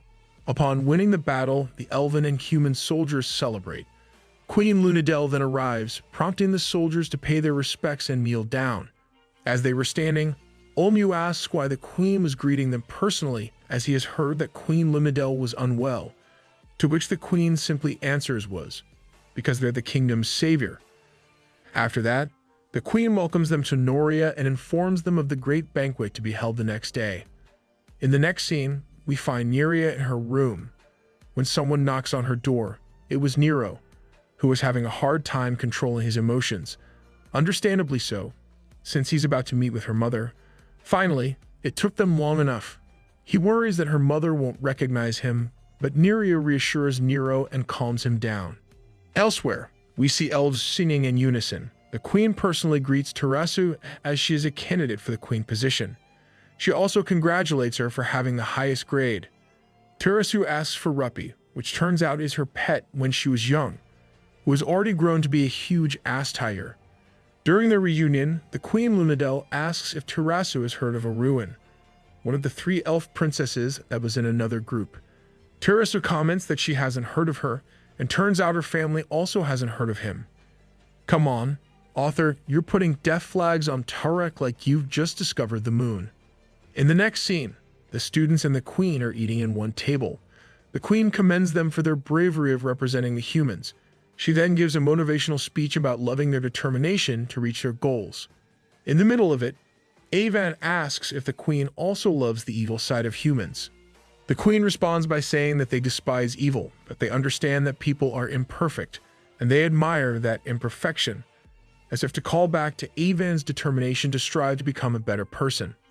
Then, Nero also asked a question, but this time, he asks the Queen's thoughts about half-elves. The Queen then inquires him of his origins, to which Nero answers he's a half-elf who was once a slave. Is this finally the mother and son reunion time? Queen Lunadel expresses her sympathy to half-elves. She explains that they didn't ask to be born, yet they had to face prejudice because of their nature, something they cannot control. They'd also have to deal with the struggles of controlling their 2 characteristics that clashes with each other. The Queen tells them that she has always wanted to help half-elves, which is not just empty words, since it turns out she was the one who made the policy to stop the discrimination of half-elves. She's a real one for real. The Queen then asks Nero which elf family he's from. When Tarasu was about to reveal that he's her son, Nero interjects and says that he's from a nameless family and his parents has passed away. Say psych right now. He's decided to keep his connection with the Queen a secret, much to the shock of his friends. He explains that though he's been through a lot, but his experience has just made him stronger. Miria gets emotional and starts to cry. Shidi's a certified crybaby. After that exchange, the Queen leaves. In the next scene, we find Miria, Avan, and Tarasu questioning Nero about his decision to keep his relationship with the Queen a secret. They argue that Nero can live a good life and focus on his goal if he's seen by the public as a son of Lunadel. Amidst these arguments, Nero explains that he just wants to be Nero, a soldier of the Empire. Fair enough.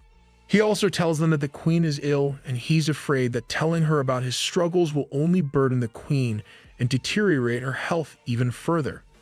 Once the banquet was over, the heroes prepare to set off. The Queen then sees them off, but before they leave, she grants them blessings. She starts with Olnu, boosting his magic power. Nice. Olnu can become an even better MVP from now on. Next, she grants blessings to the 2 elf princesses, Yans and Tarasu, enhancing their powers further. She then proceeds to Nero. While granting her blessing, she feels something in Nero. She then instructs him that when the time comes, Nero must find the jewel inside of him. Though she didn't mention who specifically, it's indicated that she was talking about Cumden sealed in the jewel. This also indicates that the Queen might have realized he's her son. Well, I'll take that at least. She then continues to grant blessings to each student. As the students were leaving Noria with their horses, Neria admires Nero for holding his emotions despite the emotional reunion. In the next scene, we see a flashback showing the headmistress making a deal with a suspicious man, saying that you should open the gates and make it seem like they've been breached. Then, after that flashback, we see the Emperor Miran basically giving the go signal for that deal. Damn, Emperor Miran is more sus than a venting imposter. Elsewhere, Aruin, one of the elf princesses, is fighting monsters while snowing. When she was about to get attacked by a monster, Tarek kills it with his sword. Long time no see. It turns out they are alone and surrounded by monsters. The 2 wonders why the monsters were able to get to that place, when there's supposed to be a magic defense barrier preventing them from entering. The freaking imposters, man. As they were conversing, the clawed monster attacks them and successfully knocks down Tarek. The monster then proceeds to attack Aruin, but she was able to dodge. She shoots him with arrows, but he blocks with his shield. She shoots again, but to no avail. The monster counterattacks by breathing fire. When Aruin was about to get scorched, Tarek blocks the fire attack. The monster continues to relentlessly attack them with fire, but Aruin finds a chance to shoot him with an arrow while shielded by Tarek. This time, it was successfully, but the body of the clawed monster knocks them over a cliff, causing them to fall to a body of water. Thankfully, the two of them survived, but since the water was too cold, the two snuggles, while Tarek is half naked. Tarek the Rizzlord. Tarek was able to find a blanket somewhere in the area, and that's what they've been using to stay heated. This scene is hot, all right. They continue to snuggle, and while doing so, Arun notices a burn scar in the arms of Tarek, which she assumes was from the earlier battle. He tells her that he can bear the pain, but Arun states that she'll heal the burn with healing magic once she recovers her mana. She also notices the bracelet Tarek has, which apparently was what saved them by emitting a shield barrier in their previous battle. Neria is the MVP even when she's somewhere else. Arun asks Tarek why he hasn't given up on Neria, when she likes Nero, but Tarek explains that he will only stop pursuing her once he no longer likes her. Damn, our sad boy. Arun then admires Tarek's and the human in general inability to control themselves, a characteristic that's not familiar to elves. Arun then sees that Tarek is sleepy, so she asks them to lay down so they can rest some more. Of course, Tarek was having second thoughts. He might be the type to peek on girls changing, but he's also a gentleman. However, Arun didn't see any issue with it, and so they lay down together. The next morning, Tarek wakes up to see his injury is already healed. Arun then throws him a rabbit that she hunted. Tarek was confused since elves supposedly do not eat meat, but Arun has no choice since there are no edible leaves or vegetation in the area. Having saved her 3 times, she allows Tarek to make the decision for her if she must eat the rabbit meat, to which Tarek responds by saying they should eat it and survive together. All aboard, the Tarek Arun ship is about to sail.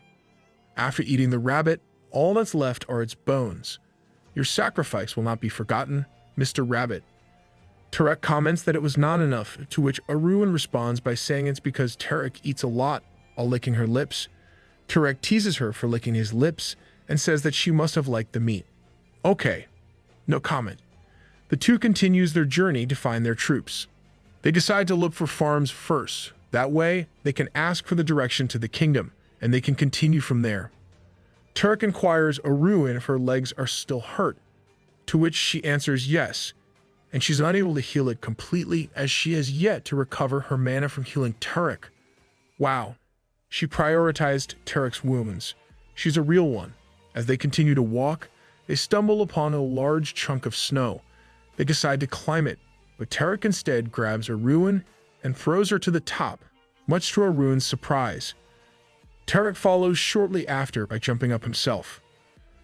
Arun admires Tarek's strength, and Tarek teases her saying she must have fallen for him, expecting her to deny it.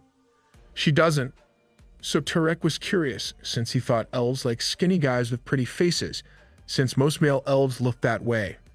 Arun just dismisses him saying that every elf has a different taste.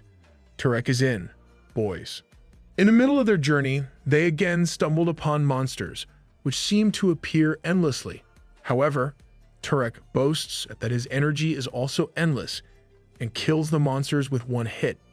He continues to boast, saying he can deal with them even if 100 appears, and as if to accept his challenge, countless monsters appear from a distance. Dude jinxed himself, lol. Arun scolds him and says that humans should learn to save words, as words can become seeds of disaster. They continue to kill the monsters, and during the battle, Arun saves him 3 times by stopping the monsters from successfully attacking him. Leonidas is shaking right now.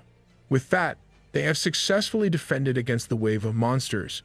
They sit to rest, and Arun proceeds to heal Tarek, during which Tarek tells Arun that he envies the elves, especially their ability to live a long time and use healing magic. However, Arun responds by saying that the caveat of such privileges is that elves are also bound to a lot of things. Tarek also asks her why she and Terasu always fights like cats and dogs. She explains that she actually respects Terasu, much to the surprise of Tarek. Arun further explains that she has never won a fight against Terasu, and she knew from the beginning that Terasu was a much better leader and will be a better queen than her. Arun simply acts that way towards Terasu so Terasu can learn to stand up for herself, and Terasu understands that as well. hence why they don't get in actual serious fights. Tarek teases her of basically becoming a witch for Teresu. Aru then asks if she actually looked like a witch, but Tarek says she looked more like a slaughterer. Amidst their laughter, Tarek indirectly tells Aruin that she was pretty, and as their faces got closer, Tarek took that opportunity to kiss her. Tarek, the Riz god. The two finally finds their way to their group, who is currently fighting monsters. As they are about to join the battle, Aruin asks Tarek if he still likes Neria. He tells her that he no longer does, as Aruin has become more meaningful to him. Finally, no more love triangles. In the next scene, we find the other group traveling. Olmu asks Nero why he was walking instead of riding a horse. Nero answers by saying he felt bad for the walking soldiers. However, Olmu explains that while it's considerate of him to think of the soldiers, it's not necessarily the best thing to do. That's because other platoon leaders will be conscious and may judge him if he continues to walk. There will be leaders who will do the same, leaders who will just do whatever they want and continue riding their horses, and leaders who will bear hostility towards Nero. Even good deeds have consequences, I guess. In addition, it's only natural that leaders ride horses since they must prioritize their health as they have more important roles. So while the gesture is noble, Nero is unintentionally planting seeds of conflict. Nero, being the understanding person he is, takes what Olmu says to heart. Olmu tells him that that's just how politics work, and he needs to get used to it. Despite saying all those things, Olmu gets off his horse. He then tells Nero that he has to say something about Emperor Miran, and tells him to listen silently. Olmu explains that he's a spy from a rebellion, and he was sent to watch Miran and get revenge on the man who slaughtered his family. Olmu has the backstory of a main protagonist. We then cut back to Tarek and his group fighting monsters. Like Tarek and Aruin, the other students in their group wonders why Aruka's magic defense barrier, which should have easily prevented the monsters from infiltrating, was broken by the monsters, these traitors. Just as the students are running out of stamina, the headmistress appears and eradicates a bunch of monsters. Seeing this, the morale of the soldiers and ex-scanum students are heightened. Meanwhile, a mage appears and informs the headmistress that Seknium's forces had already reached the Eye of Lugard, sealing one of the pieces of Seknium, much to the shock of the headmistress, and the Oscar goes to. Upon hearing this, she informs everyone to head to the Eye of Lugard immediately, and so they do. However, upon arriving to the area, they realize that there were in fact no enemies. When a soldier questions the headmistress of this strange occurrence, she attacks him. Of course, the students and soldiers were dumbfounded by this betrayal. The headmistress continues to kill them off one by one. What a shame. She was a great Ara waifu.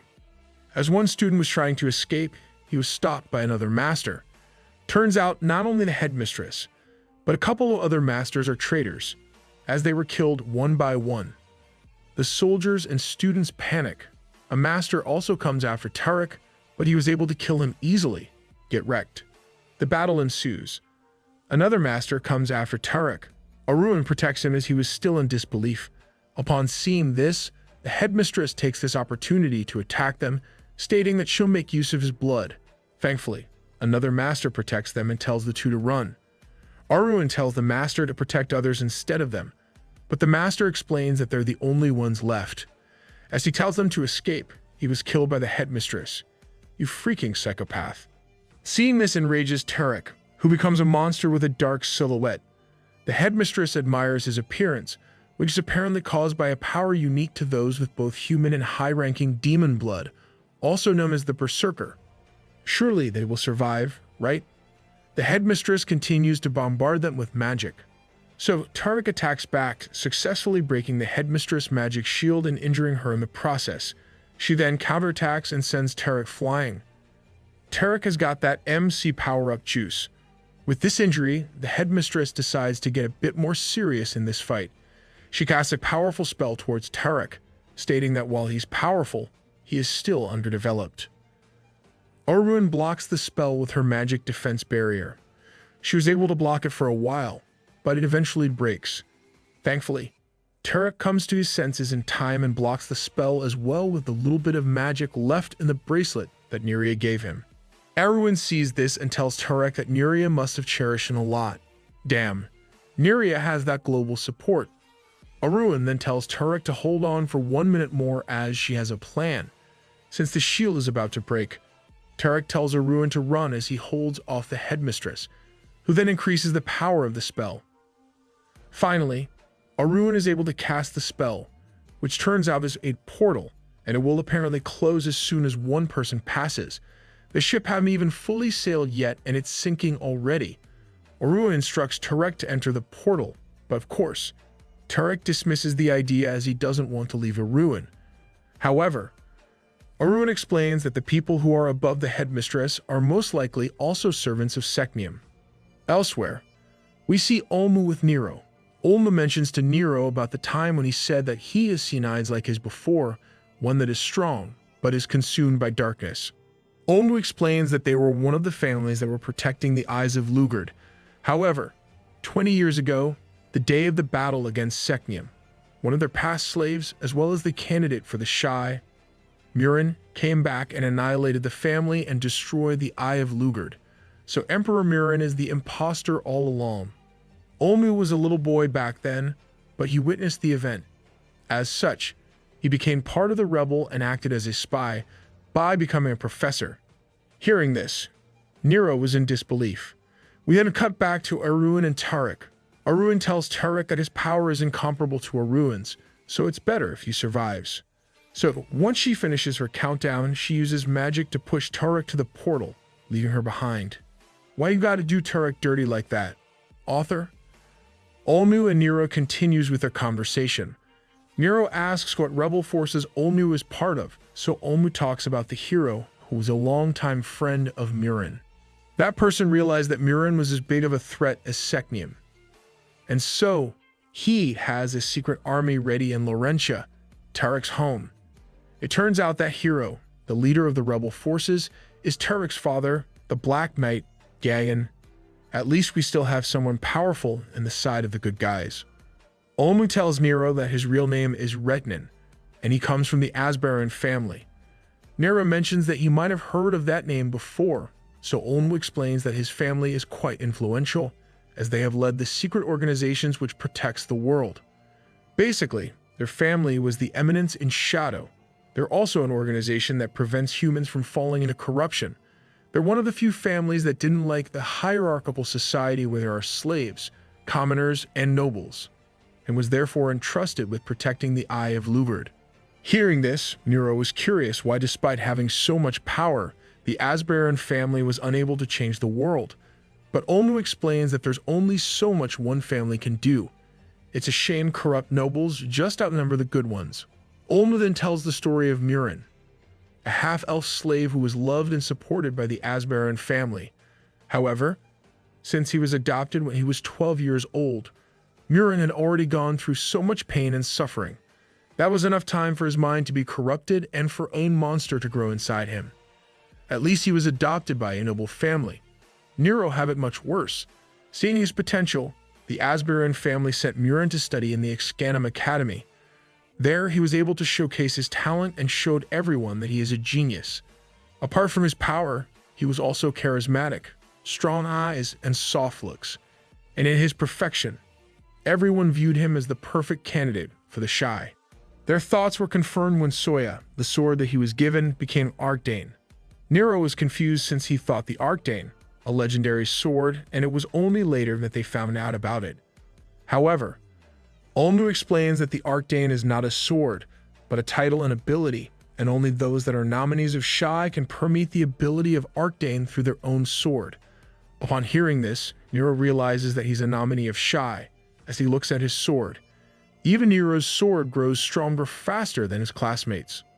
Olmu continues his explanation by saying that Murin returned and annihilated the Asbaran family as soon as he destroyed Seknium and split it into 3 pieces, much to Nero's surprise.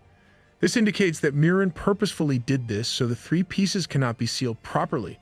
It also means that Murin was the reason why Kundin and Estromis had to die. After hearing this, Nero was angry, rightfully so, since Murin, who he admired in the past, turns out to be the reason why his father died. Damn, talk about betrayal. Unfortunately, even Olmu and the rebel forces have yet to discover the intentions of Murin, why he caused Seknium to be sealed imperfectly, and why he is raising Avan and Miro, the descendants of Kundin, in his own ways. After that conversation, Nero rejoins the army. We then get a flashback to when Olmu told Miro that he won't be coming back to Ixcanum, since the rebel forces have started to move and plans to join the rebellion. Naturally, Nero was distressed since Olmu has been by his side, and has been guiding him since his early days in the academy. Olmu is the MVP in more ways than one. However, Olmu just argues that Nero is the shy, so he must figure things out by himself. Nero tells Olmu that he is just like a father to him. As Olmu is about to leave, he tells Nero to not let his darkness consume him, and instead let his heroic side take control. He also tells him that he's too old to be a father, so he'll settle for uncle instead. What a wholesome dad. We then return to the present. Nero tells Neria that while he has a monster inside him, he'll do his best to focus on the hero or guardian inside him instead. After that, they arrive at the academy. They were greeted by the headmistress, who tells them of the bad news that Group A has been wiped out, much to the surprise of everyone. She explains that they were wiped out by the army of Seknium which invaded Aruka. It was by you, you little turd. Neria is devastated since she was close to him. With that, the fifth step has ended. Elsewhere, the army of Gaian from Laurentia marches towards Murin, along with Turek. Turek asks if such a large army is necessary, but Gaian explains that Murin is just that powerful. Murin is in front of the three seers of Noria, also known as big-breasted Uni Sans, who calls Murin the king of immoral. Murin asks them if the emperor will change, but the seers reply that they cannot see the future if it has already deviated from the original path. Upon hearing this, Emperor Murin gets upset and destroys them, just because they were tedious. I guess you really should never meet your heroes. Murin is just a massive a-hole. We cut back to a grave. The two elf princesses, Terasu and Yans, grieve the death of a ruin. Meanwhile, the headmistress tells them that the dead students are heroes. Hollywood's got nothing on this girl's acting skills. Neria also grieves the death of Tarek, as she cries beside Nero. After that, the students gather in front of the two professors. They express their concern about Aruka and assumes that it has been successfully invaded by the Seknium, seeing as how the group supposed to protect is wiped out. Some of the students are in disbelief since Aruka was supposedly protected by magicians. Wait, isn't that one of the students in Tarek's group? Why is he here? The author probably messed up. They fear that if the forces of Seknium continue their attack and heads to the Emperor, the Empire might collapse. Little did they know, the Emperor is the imposter. Hearing this, Nero shows his concern of Noria, which has apparently already lost their defenses as well and is having a hard time protecting themselves. However, they have a last resort, an ancient magic that will cut themselves off from the rest of the world, which they can use if the human empire, Valencia, were to fall. I use that magic all the time. Maybe I'm an elf. During this discussion, Gerard wonders where Olmu went. That night, the headmistress meets with Avan and tells him that this will be their last class. Avan asks if it's possible to save his father if he were to become as strong as the headmistress. The headmistress responds by saying that the only way to save Kundin is to use the same power that is sealing him, the power of Seknium. Little Avan is getting bamboozled real hard. She explains that using the power of Seknium is also the only way to stop the three pieces from combining with one another. Oh wow, how convenient must that be? She continues by saying that only those with noble mana blood like Avan can pull this off. And with that, Avan asks the headmistress to go on with the last lesson. Meanwhile, Nero is alongside Neria, who must have passed out after crying so much. Nero then goes to the bathhouse to relax, only to see Avan with a seemingly corrupted arm. Little bro failed No Nut November. Nero attempts to help him, but Avan instructs Nero to stay away from him as Avan dips into the water. Avan then tells Nero that unlike he who had everything when he was born, Nero lost everything when he was born. Elsewhere, we see Terasu and Yans at the edge of a cliff. Terasu thanks Yans for comforting her, and Yams responds by saying that the future queen shouldn't fall just because of that. They then get in a conversation about humans, their imperfections, their ability to grow like nature does, and how elves will continue to love humans for their imperfections. We then cut back to Nero and Avan. Avan explains that Nero will never experience the feeling of having everything, but still wanting more, to the point of giving everything up just to get what they want.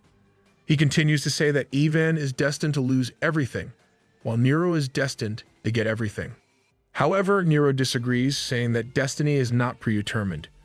He also argues that destiny and justice is something they make for themselves, and they will not become complete before they do.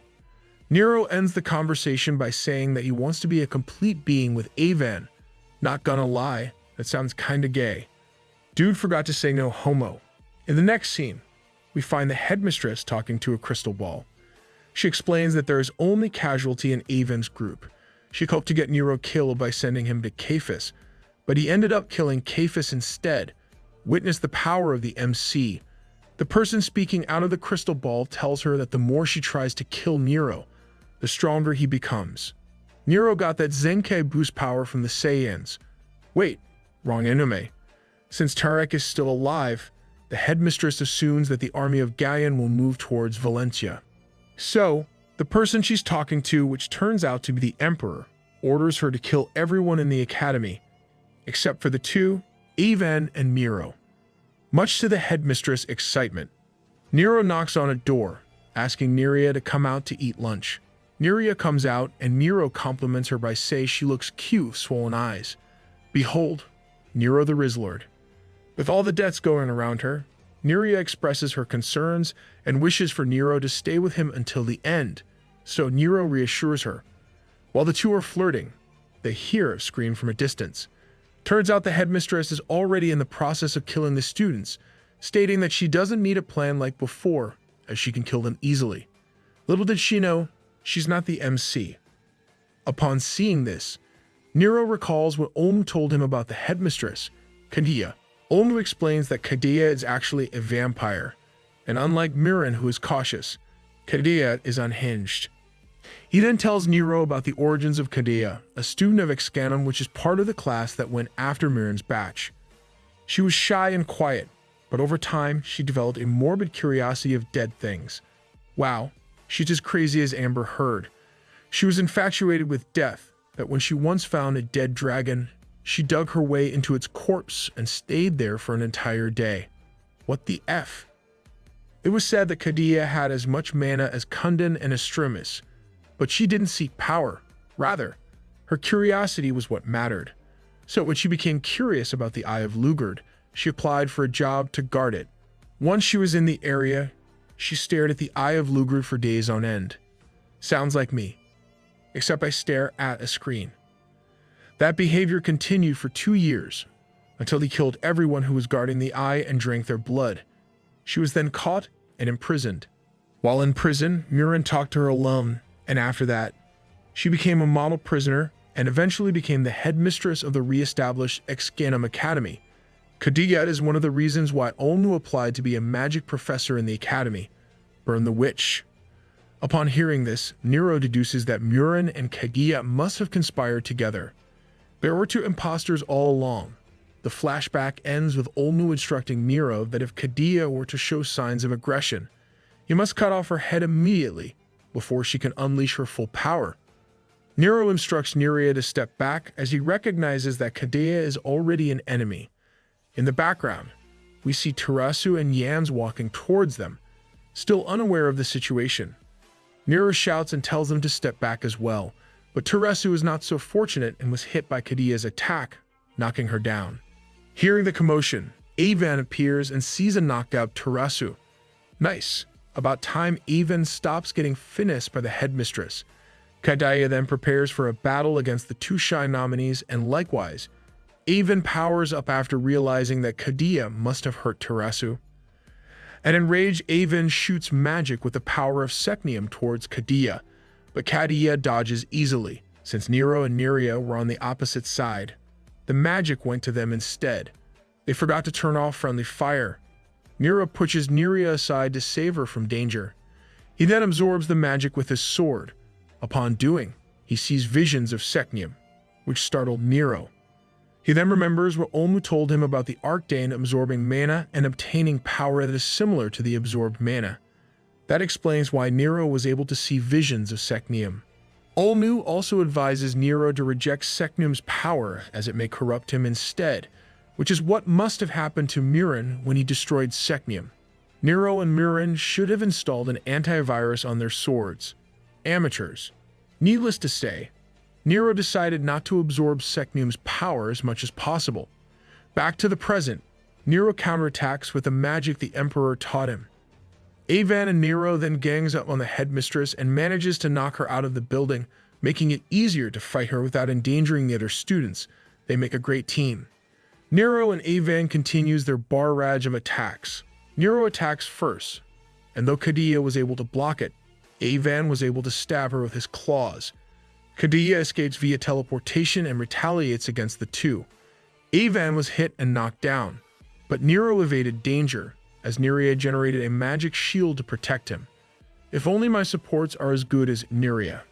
Seeing this, Kadia tries to attack Neria, but thankfully, Yans was able to intercept the attack with her magical arrow. As they say, teamwork makes the dream work. It turns out the chaotic power of Kadia was weak against the nature power of the elves. Using this chance, Avan and Nero continues to attack Kadia until they were able to successfully cut off one of her arms. But Kadia simply powers up as a response and turns into a full-fledged monster. A now more powerful Kadia then instantly stabs Avan in the gut, and when Nero tries to stop her with magic, Kadia retaliates with an even more powerful spell, forcing Nero to absorb the attack with his Archdane sword. As expected, he sees a vision of Seknium again. This time, however, it went for longer, as Seknium was able to converse with Nero.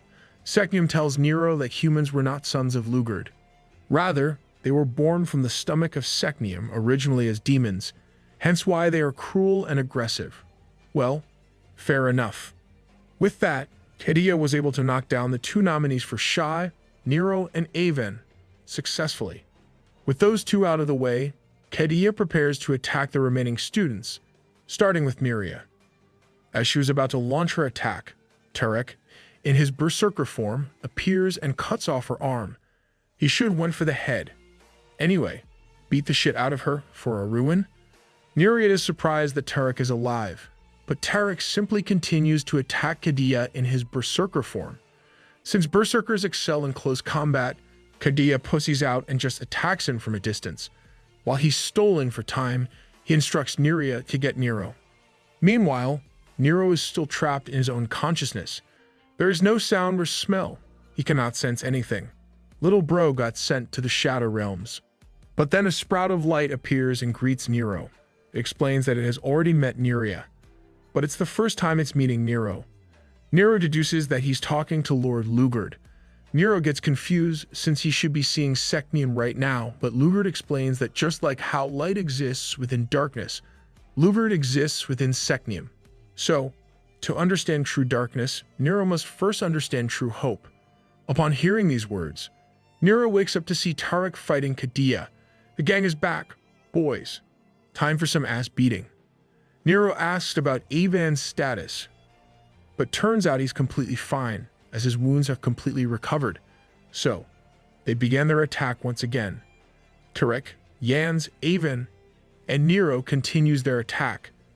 Kadia is surprised that Avan has more power of Seknium than her.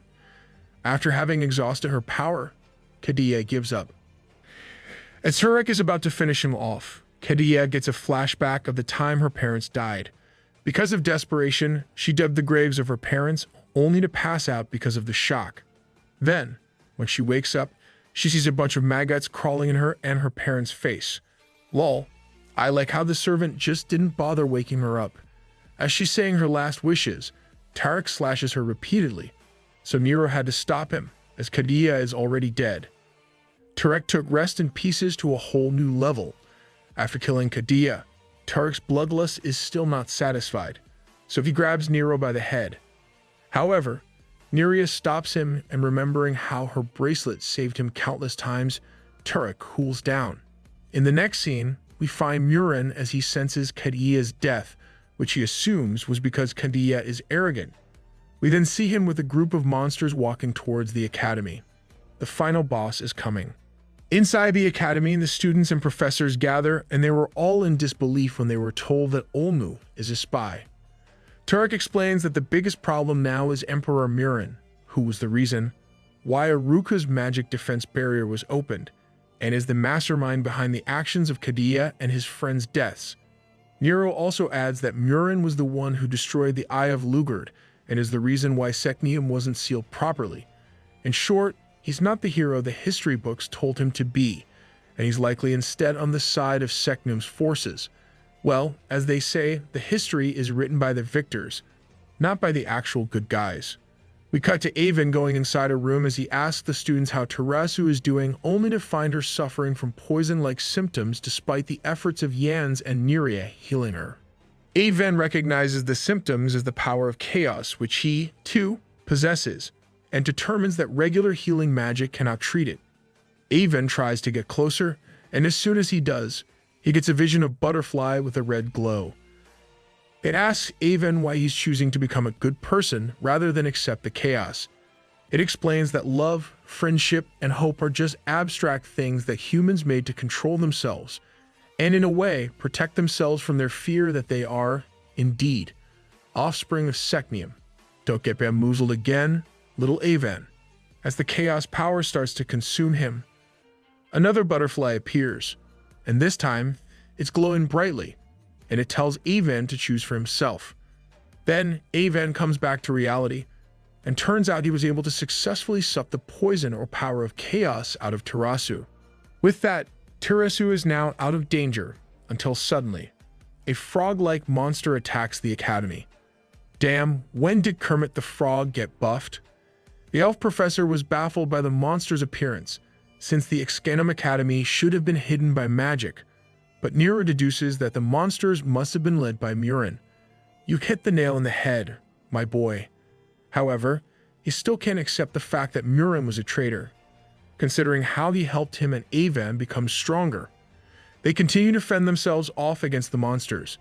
Then, a dragon-like monster tries to attack Nero, only to be killed by arrows. It turns out to be Gaian's army, as he has arrived in the academy. Gaian then warns them that Murin has arrived. True enough, Murin appears in front of Avon. Avon prepares to defend Terasu against Murin, but Murin just smiles. That smile is nasty as hell. We cut back to Nero's group, who's in a hurry to run towards Avon, but they find Murin and Avon walking side by side. Before Nero can say anything, Avon tells them to stop and not do anything. He plans to follow the Emperor. We then see a flashback of a moment ago where Murin threatened to kill everyone if he didn't surrender. Gaian appears and tells Murin not to involve the kids, and with that, the two heroes meet once again. The two gets in a little chat, right before facing off against each other. Everyone was in shock, including Tarek, who was in disbelief that Murin, or anyone, can block his father's sword. After that exchange, we see a flashback of Gaian and Murin in their younger days fighting against each other. Their classmates are in awe as the two have been fighting for a long time and hasn't stopped since. We then cut back to the present.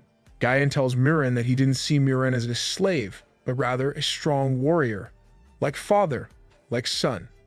Gaian was the one who took care of him from the beginning, so Gaian was devastated that Murin has changed so much.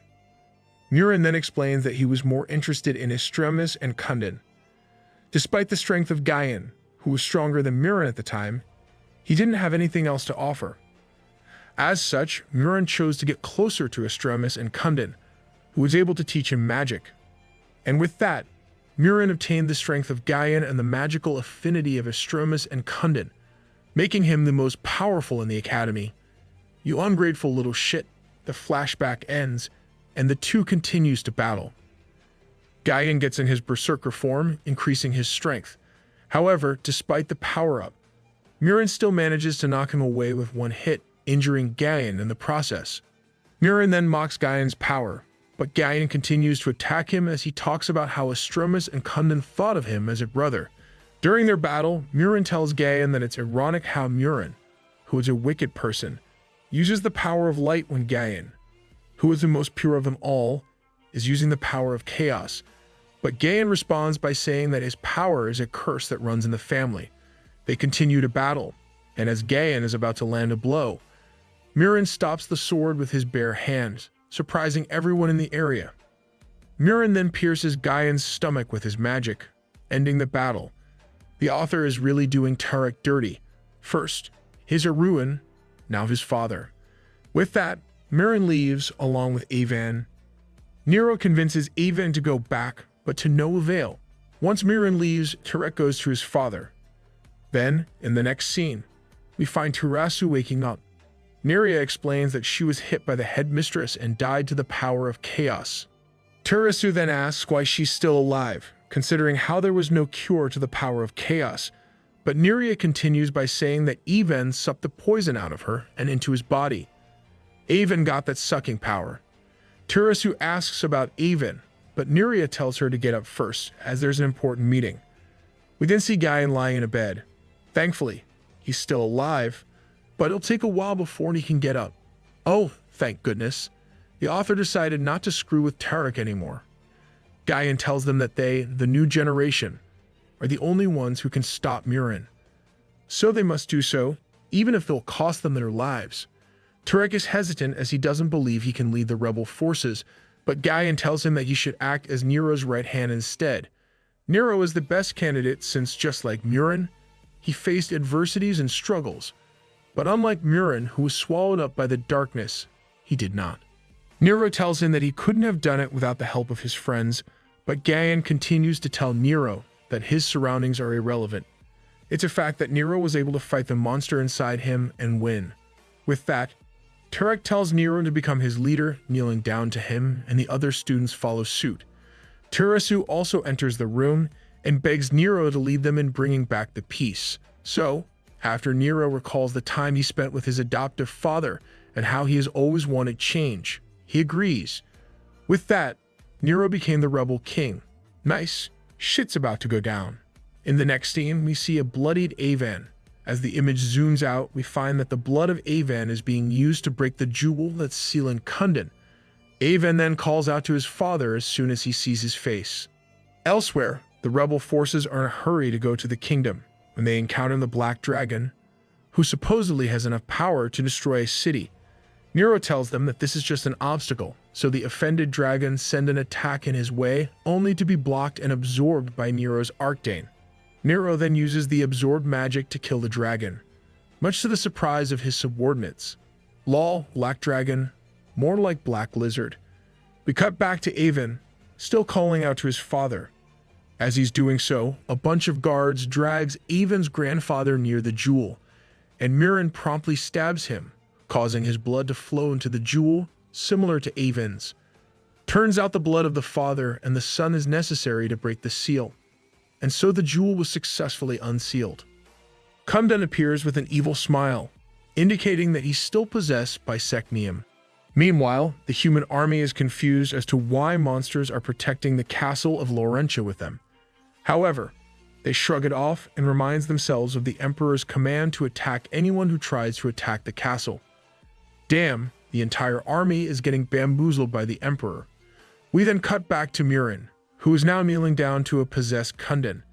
It turns out that Avan was to be the new body of Secnium, since the old body, Kundan, is no different from a rotting corpse. Avan was the perfect vessel, since he had the same blood as Kundan and had the power of chaos inside him from when he was young. Avan really likes getting bamboozled. When asked for a reward by Secnium, Murin requested for eternity. Secnium then talks to Avan, who is currently in despair as he thought he can save his father and reseal Secnium with his power. As Secnium is about to take over Avan's body, Kundan momentarily takes control and tells Avan to continue with his goal of becoming a good person. Elsewhere, the rebel forces continue to move towards the castle. Nero leads the army and kills a bunch of monsters with his magic. While this was happening, Secnium successfully takes over Avan's body, while Kundan's body disappeared. The Emperor asks Secnium if he likes the new body, to which he responds by saying the body was flexible, and he's able to use more power than expected. Meanwhile, Avan is trapped in his own consciousness. Inside, Avan is in an empty field, when suddenly, Terasu appears out of nowhere. Avan's memory is blurry, and he cannot recall what happened moments ago. He tries to, but the imaginary Terasu tells him to not worry about anything. Poor Avan is trapped in his dreams. As this is happening, Nero is still fighting the forces of Secnium that is protecting the castle gates for hours, with the support of Neria. As if the situation is not dire enough, an elf-like monster appears out of nowhere and attacks Nero, breaking Neria's shield in the process. They get in a fight, and Nero is clearly at a disadvantage, as he says that he's even more powerful than Cephas and Kadia. As Nero is about to get hit, he is teleported away by Olmu.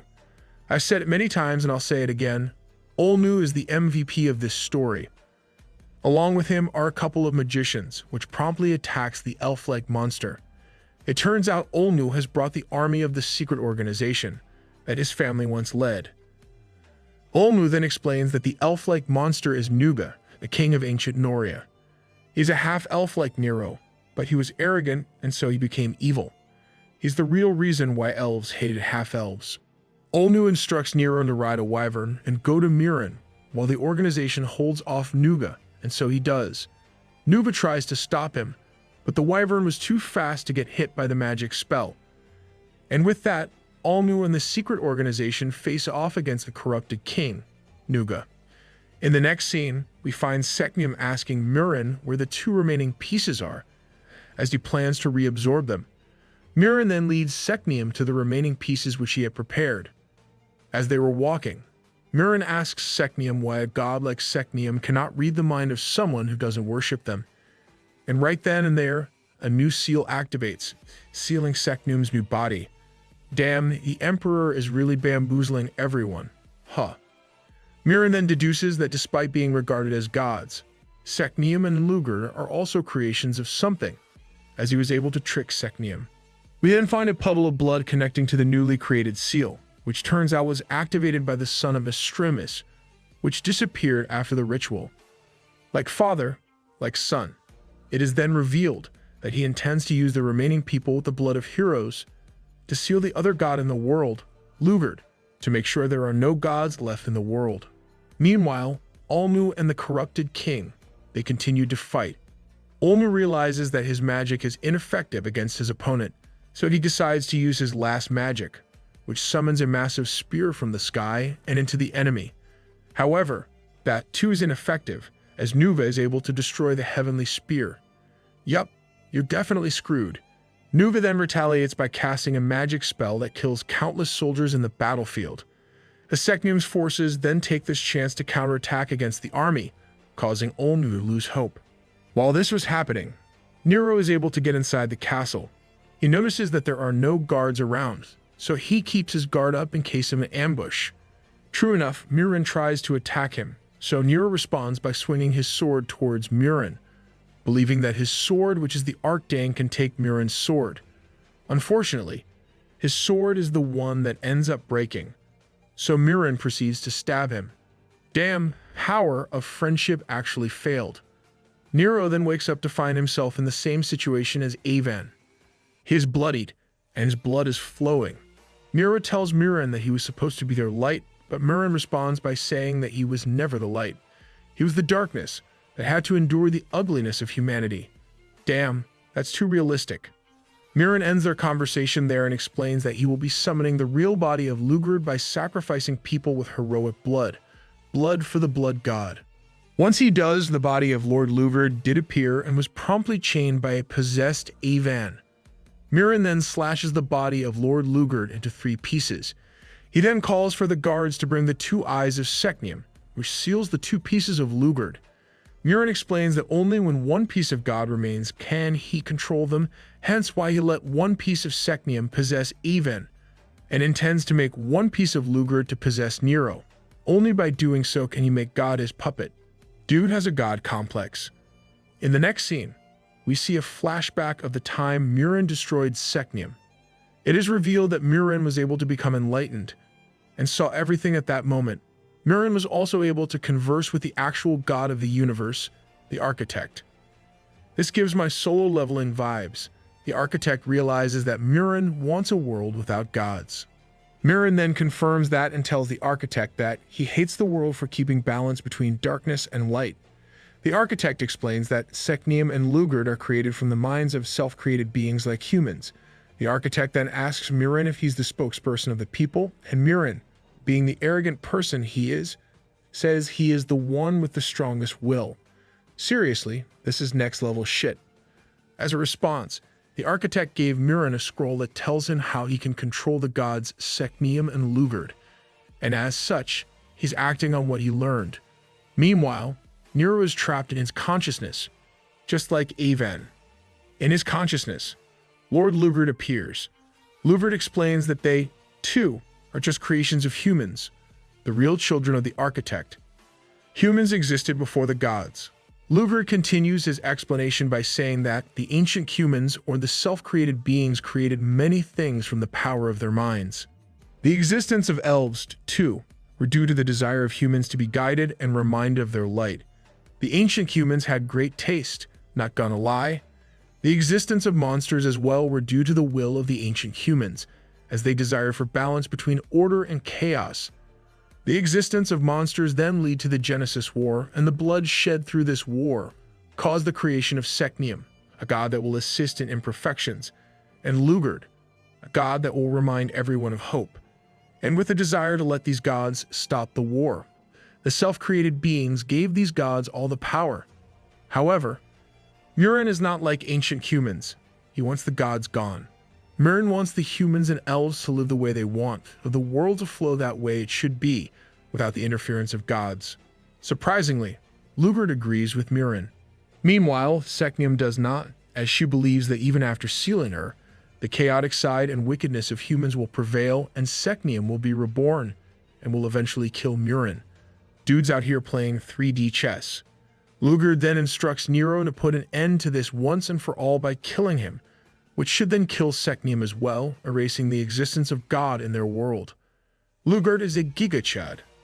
Seknium sees her exposed heart and realizes what's happening.